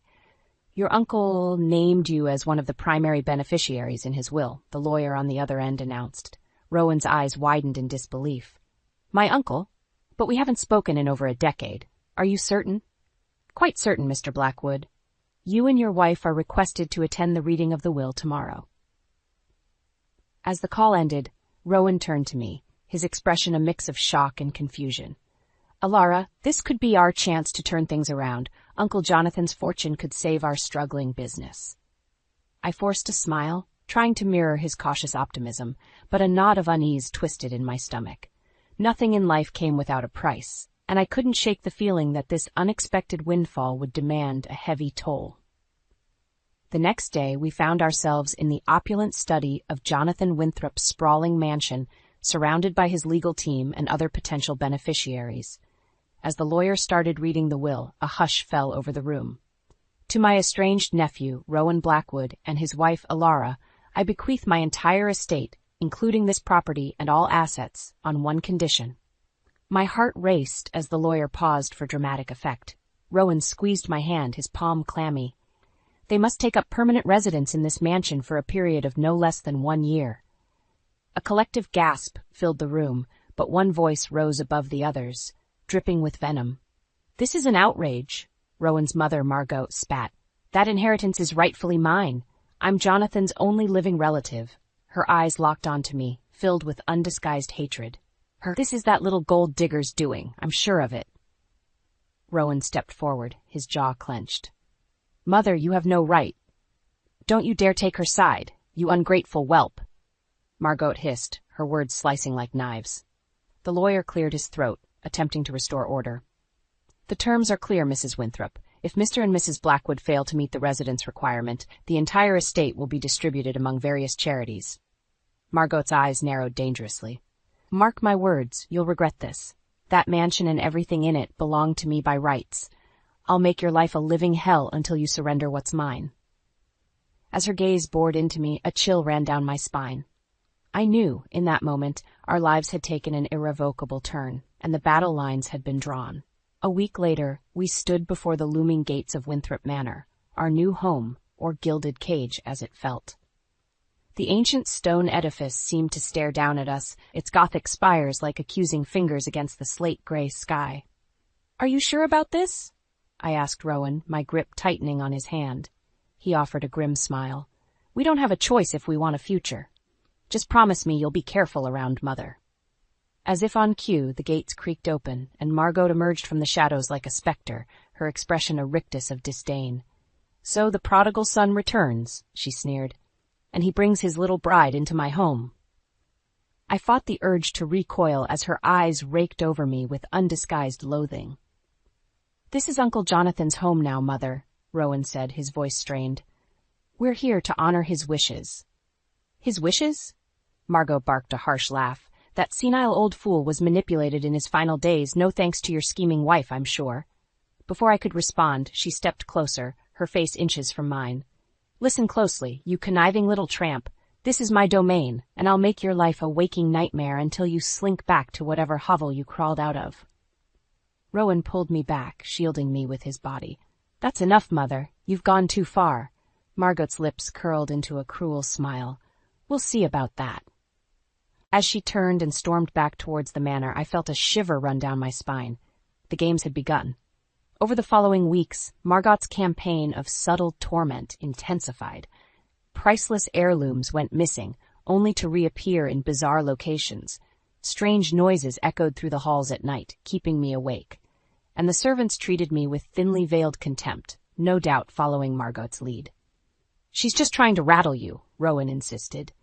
But I could see the doubt creeping into his eyes. One night, as I descended the grand staircase, I felt a violent shove from behind. I tumbled down the steps, searing pain lancing through my body as I crashed to the marble floor. When I finally regained my senses, Margot was standing over me, a sickening grin plastered across her face. Clumsy girl, she purred. You should be more careful. As she turned and walked away, I felt a cold certainty settle in my gut. This was no longer a game to her. Margot was willing to go to any lengths to drive me out, even if it meant destroying me in the process. After the accident on the stairs, I knew I couldn't trust anyone in that house. Except perhaps Rowan, but even his loyalty was becoming strained by his mother's vicious campaign against me. I took to wandering the manor's shadowy corridors at night when everyone else was asleep, searching for any clue that could expose Margot's true motives. On one such foray, I discovered a hidden door behind an antique bookcase, leading to a dust-covered study that seemed untouched for decades. Inside, I found a trove of old letters and documents, including correspondence between Margot and Jonathan in their younger years. What I read made my blood run cold. It appeared Margot had been stealing from the family fortune for years through elaborate financial schemes, only to be cut off by Jonathan when he uncovered her deceit. As I dug deeper, I also uncovered evidence that Margot had once been involved with a shady business partner of Jonathan's, a man who later disappeared under mysterious circumstances. Had Margot gone so far as to have him killed to cover her tracks? Armed with this damning information, I knew I had to confront her, once and for all. But when I tried to show the evidence to Rowan, he refused to believe his beloved mother was capable of such depravity. "These letters prove nothing," he snapped, pushing the documents away. "Mother has been nothing but generous and loving her entire life. I think you're allowing your imagination to run wild." "Don't be a fool, Rowan," I cried, my frustration boiling over. "Can't you see she's manipulating you, just like she's been doing your entire life?" His jaw tightened, and I realized I'd struck a nerve. "Get out. I need some time alone to think about all of this." As I left him brooding in the study, a pit of dread opened in my stomach. Margot's web of lies was so intricately woven, so deeply rooted in Rowan's psyche, that I feared nothing short of a miracle could make him see the truth. In the days that followed, strange occurrences began plaguing me again.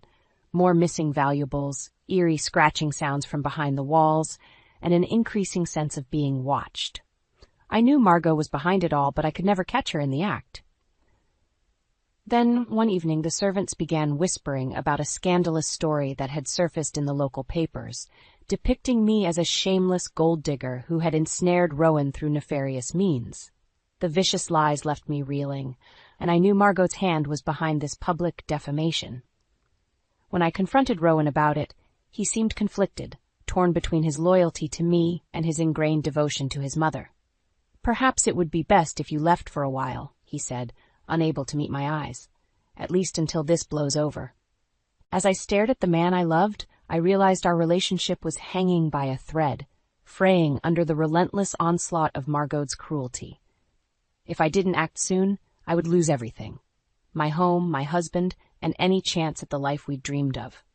The battle lines had been drawn, and I would have to fight with every weapon at my disposal if I hoped to survive the war Margot had declared. No matter the cost, I wouldn't go down without a fight. In the aftermath of the vicious newspaper story, the atmosphere at Winthrop Manor became suffocating.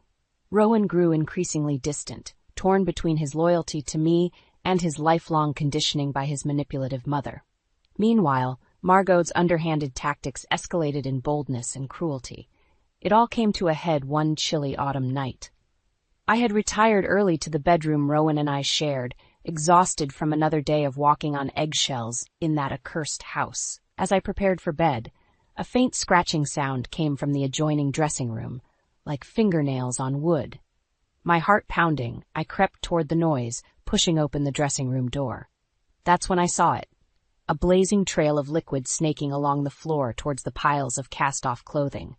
The unmistakable scent of kerosene filled my nostrils, seconds before the first lick of flame consumed the fabric. I stumbled back, choking on thick black smoke as the fire spread with terrifying speed. By the time I made it back into the bedroom, flames licked hungrily at the draperies and seared my lungs. I clawed desperately at the bedroom door, but some force held it firmly in place from the other side. "Help! Rowan! Please, someone help me!"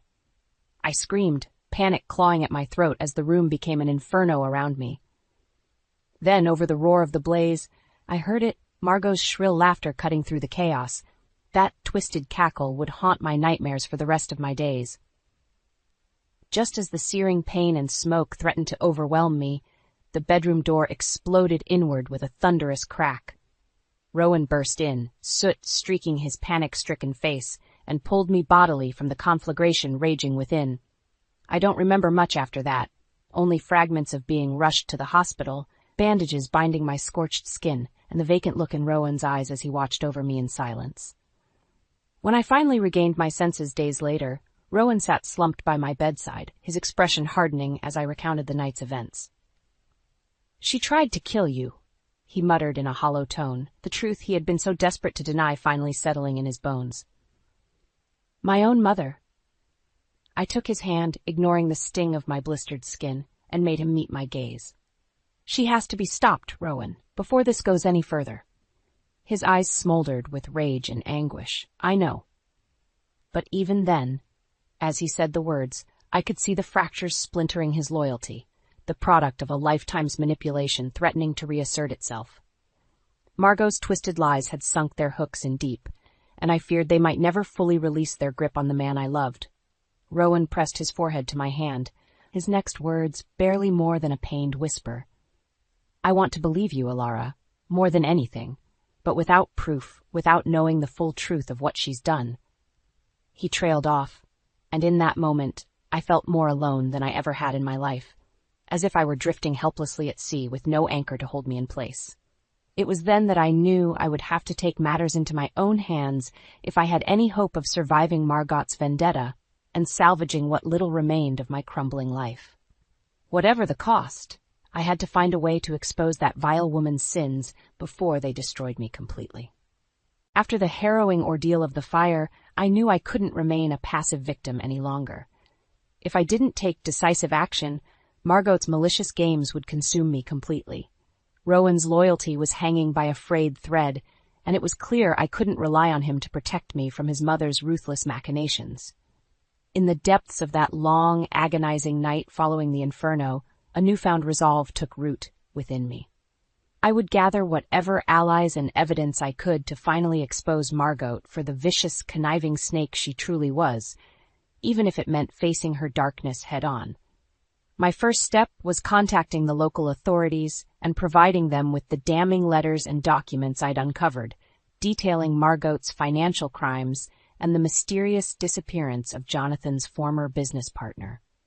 While the police seemed skeptical at first, the mounting pile of evidence against her could not be easily dismissed. Next, I reached out to an unlikely source, Francine, one of the manor's longest-serving maids who had endured Margot's cruel treatment for decades. Years of pent-up resentment bubbled to the surface as I revealed what I knew of Margot's misdeeds. "That wretched harpy has had her talons in me since I were a young girl," Francine hissed, her voice thick with hatred. "Blackmail, threats, you name it. She's a right evil one, that's for certainty." With Francine's help, I began uncovering even more of Margot's sordid secrets, illicit affairs, underhanded business dealings, and long-buried scandals that she'd worked tirelessly to conceal. It became increasingly clear that her entire life was a meticulously constructed web of lies and deceit. However, the final piece of the puzzle remained maddeningly elusive, the key to unraveling her twisted scheme against me and exposing her murderous intentions once and for all. That crucial lead finally came from an unexpected source. Margot's own estranged younger sister, Emma, who had been ostracized from the family years ago. I received an anonymous letter from her, detailing a particularly vicious confrontation that had driven her from Winthrop Manor in disgrace. "Margot has always been rotten to the core," Emma wrote in a shaky hand. "Petty, vindictive, utterly consumed by greed and status. But you must know the truth about what really happened the night our father died, the real reason she turned on me so viciously." My hands trembled as I read on, the final horrifying revelation unfolding like a serpent unfurling its coils. Emma claimed that on the night of their father's fatal heart attack, she had discovered Margot rifling through his safe and pocketing wads of cash and valuable documents. When Emma threatened to expose her sister's despicable actions, Margot had snapped, unleashing a torrent of vile accusations and threats that left Emma fearing for her very life. In that moment, I knew I held the linchpin, the damning evidence that could finally topple Margot's house of cards and reveal the true depravity lurking behind her meticulously crafted facade. Armed with Emma's testimony and the weight of everything I'd uncovered, I resolved to bring the full truth to light in a final, climactic confrontation. No more games, no more veiled threats or skirting the periphery of Margot's secrets. It was time to wield the power of her own sins as a weapon and cut her down to size once and for all. As I steeled myself for the impending battle, I could almost feel the gathering storm rumbling in the distance, heavy with the promise of reckoning.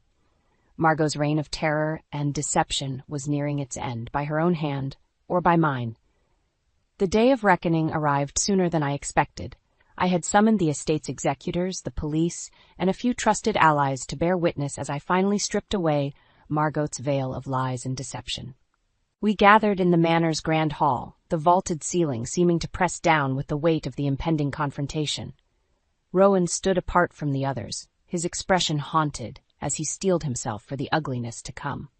Margot swept in fashionably late, as was her style, her haughty gaze sweeping over the assembled crowd with a mix of disdain and bemusement. Well, to what do I owe this merry little gathering? She arched an inquisitive eyebrow at me.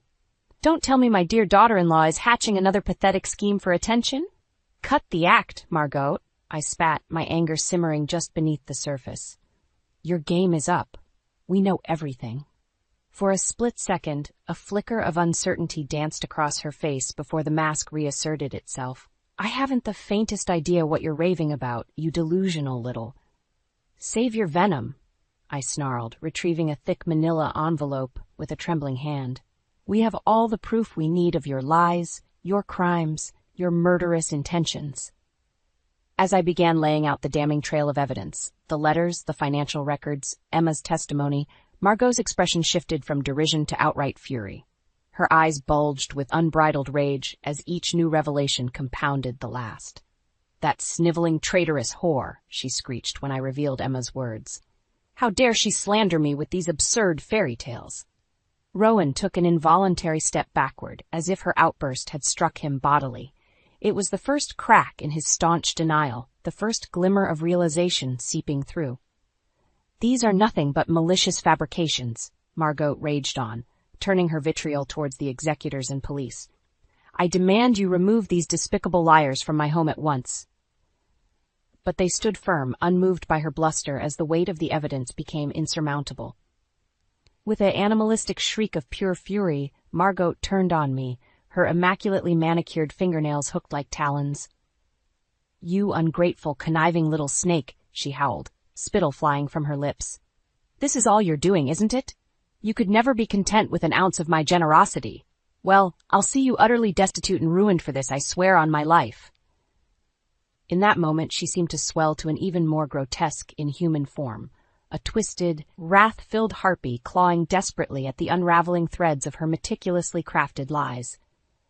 Rowan moved to intervene, to shield me from his mother's incandescent rage, but I held up a hand to stop him.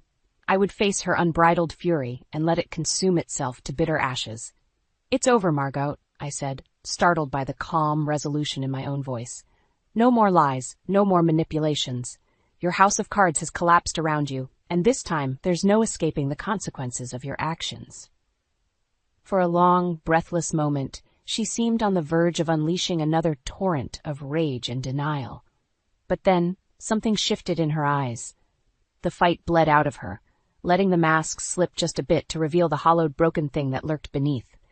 As the police moved to take her into custody, Margot didn't resist. She simply sagged in on herself like a deflating husk and allowed herself to be led away in contemptuous silence. Only then did the floodgates open for Rowan. He crumpled to the floor in racking sobs, all the years of anguish and torment finally spilling forth. As I gathered him in my arms, I knew both healing and hardship still lay ahead. Though Margot's twisted games had been exposed, shattered shards of her poisoned legacy still remained, fractures that would take years to mend if they ever fully could. But in that moment, allowing the cathartic release to wash over us both, I knew we would persevere. Margot's tyranny had been broken, and from the ashes of her ruination, perhaps some semblance of hard-won peace could finally take root. In the aftermath of Margot's explosive unraveling, the consequences of her depravity unfurled like a wildfire, consuming everything in its path. The evidence we had gathered proved irrefutable. Records of embezzlement, blackmail, corporate sabotage, and even mounting circumstantial ties to at least one suspicious disappearance. As the full extent of her sins came to light through a highly publicized legal prosecution, the reactions from her once vaunted social circles ranged from shock and revulsion to a perverse sort of schadenfreude. Who would have thought prim proper Margot Winthrop was really such a degenerate monster? I overheard one well-coiffed matron murmur to her companion outside the courthouse. She always seemed so genteel and refined. Just goes to show you never really know someone, do you? For her part, Margot embraced her infamy with a sort of deranged defiance, lashing out with unrestrained vitriol at every turn. It was as if, now that her facade had been irreparably shattered, she delighted in flaunting the full breadth of her depravity. You imbeciles have no inkling of what I've sacrificed to maintain our family's status and legacy, she screeched during one courtroom tirade. You're fortunate I didn't have the lot of you disposed of the same way as that sniveling worm Jonathan's partner. A collective gasp went up from the gallery, feeding Margot's twisted delight like a starving flame. She turned her blazing eyes towards Rowan and me, and I felt an involuntary shudder at the naked loathing burning in their depths. Look at them, cowering like the gutless fools they are. You're the reason our noble lineage lies in ashes, the both of you. Weak-willed, pathetic. Her venomous diatribe was finally cut off by the stern banging of the judge's gavel. But even as the bailiffs muscled her away, Margot directed one last look of pure, unbridled hatred in our direction. A silent promise that this war was far from over, at least in her mind. Over the following weeks, Margot's downfall accelerated with dizzying speed. Asset seizures, criminal indictments, and the inexorable avalanche of public censure stripped away what tattered remnants of status and influence she had once wielded like a blunt instrument. Yet through it all, she remained utterly defiant and unrepentant. They'll all get what's coming to them, mark my words, she spat at reporters camped outside her palatial estate, now little more than an empty, echoing mausoleum. This is far from over, you mealy-mouthed vultures. Unfortunately for Margot, her rabid threats and unhinged ravings only further cemented her legacy as a once powerful matriarch, undone by her own boundless avarice and corruption. Society had turned its back on her with a mixture of pity and disdain, leaving her bitter screeds to be consumed by indifferent winds. On the day her sentencing was finally handed down, a staggering array of charges resulting in a harsh multi-year prison term, Margot unleashed a final, unrestrained torrent of malice. Curse all of you, she howled, thrashing against the iron grip of the bailiffs as they tried to drag her from the courtroom. Especially you, Alara. This is far from over, you hear me? I'll have my revenge if it's the last thing I... Whatever final, dire imprecation she intended was cut off as she disappeared through the door, the slam of iron against wood echoing through the court like a grim period. Silence hung heavy for several breathless seconds, and then the hushed murmurs began rippling through the gallery once more. A vile chapter had finally been closed. The damage caused by one woman's unchecked ambition and malice laid horrifyingly bare. As Rowan and I embraced in the wake of that sordid spectacle, I knew our own road towards healing and redemption would be long and arduous. The scars left by Margot's cruelty ran deeper than any inflicted wound. But at least now, at long last, we could begin to rebuild what she had so nearly destroyed. With the poison she had injected into our lives finally excised, there was a chance to nurture something new from the blighted, burned remains of our former existences. Those tender green shoots wouldn't take root overnight, of course. Deep, ravaging fires leave extensive scarring in their wake, but we would tend the ashes dutifully, allowing new life to gradually emerge, hushed and humble at first, then growing stronger and more resilient with each passing season. It was the only way to banish Margot's toxic legacy once and for all, by cultivating the power to persevere where her hatred and corruption could only hope to wither and decay. In the weeks following Margot's sentencing, an eerie silence descended over Winthrop Manor.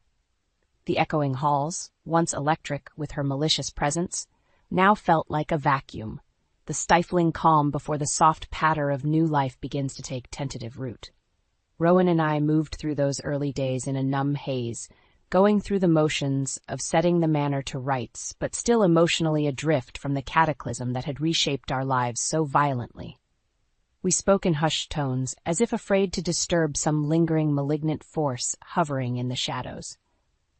The servants, finally freed of Margot's tyrannical grasp, tiptoed about their duties with the same wary restraint as field mice anticipating the return of a prowling cat. Then, one crisp autumn morning, I awoke to find Rowan sitting at the foot of our bed, his shoulders hunched and head bowed beneath some invisible weight.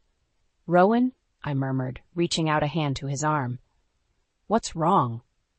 For a long moment he didn't respond, simply staring down at his calloused palms as if they belonged to a stranger. Finally, he drew a long, shuddering breath. "I spent so many years letting her gnaw away at my soul, Alara. No matter how vile she became, some part of me could never let go of the fantasy that she actually loved me deep down." Tears welled in his eyes, voice cracking with a lifetime's worth of hurt and disappointment. "She was my mother. I should have protected you from her poisonous lies and cruelty, but I was weak, blinded by delusions of the mother I so desperately wanted her to be." He looked up at me then, anguish etched in the creases of his face. "Can you ever forgive me?" In that moment, I felt my own emotions surge forward like a raging river breaking its banks, not just for the hell Margot had put us through, but for all the lost years we could have spent growing together instead of being warped and diminished by her hatred. I pulled Rowan into a fierce embrace as the dam finally burst, wave after wave of purging sobs racking our bodies in unison. We wept for the wounds that had been inflicted, the scars that would always remain, and the hollow ache of what could have been. But we also wept for the promise of what lay ahead, a new world where Margot's poisonous influence could never again take root. In the days and weeks that followed, we slowly began the work of reclaiming our lives. The manor underwent a top-to-bottom scouring and refurbishment, every last remnant of Margot's corruption purged as if by ritual cleansing. We let go of much of the staff that had enabled her cruelties, opting for a fresh start surrounded by new faces and loyalties. Gone were the dark furnishings, grim draperies, and oppressive decor through which her malice had seeped like a miasma. In their place, we cultivated light, open spaces, and vibrant designs that spoke of rebirth rather than decay. Slowly, tentatively, the scars began to heal into the thick protective calluses of hard-won resilience and perseverance. What gave me the most solace and hope for our future, however, was witnessing Rowan's own metamorphosis. Where once Margot's manipulations had shaped him into a wavering, conflict-averse shell of a man, now I saw an indomitable pillar of resolve and integrity taking form. Gone were the haunted looks and furtive self-doubts. In their place stood a man embracing his role as master of his own destiny, unbowed by the specter of his mother's grievous wrongs. 5 years after Margot's ruination, Winthrop Manor had been virtually rebuilt from the ground up, retrofitted into not just a home, but a nexus for charitable endeavors aimed at empowering those who had once suffered as we had. Battered women's shelters, youth outreach initiatives, counseling programs, all thrived beneath the roof once shadowed by malice and oppression. We dedicated our newfound resources to cultivating the kindness and goodwill Margot had sought so voraciously to extinguish. And though I knew her poisoned roots would never be fully extractable, watching the fruits of our rebirth blossom with each passing year was the greatest victory I could have hoped to wrest from her clutches. On the eve of the annual charity gala we hosted at the manor, I caught Rowan staring pensively out the window towards the vast Sylvan estate grounds, a pensive smile playing across his weathered features. "Do you ever think about her?" he asked without turning to face me. "About your spite for Mother, I mean?" I considered the weight of his question for a long moment before answering. "She doesn't haunt my thoughts much these days," I admitted. Not out of spite or indifference, but rather resolve. Our eyes met then, a deep understanding passing between us. Margot's hatred very nearly destroyed everything, our relationship, our livelihood, our very souls. But we survived. We persevered through the darkness she inflicted and remade something beautiful from the ashes. I laced my fingers through his, marveling at how far we'd come. That is the greatest revenge we could ever claim over her bitterness and cruelty. Not by perpetuating the cycle of hurt, but by overcoming it and choosing to nurture the light she fought so desperately to smother. Hand in hand, we stood in comfortable silence, watching the golden rays of dusk gild the grounds, the lands and legacy we had reclaimed in the name of all that was good, just, and true. Our tomorrow was unwritten, filled with untold promise and possibility. But I knew, without a shred of doubt, that whatever challenges lay ahead, we would meet them as we had every other, overcoming hate with love, healing old wounds, and ensuring even Margot's darkest of legacies could never take permanent root.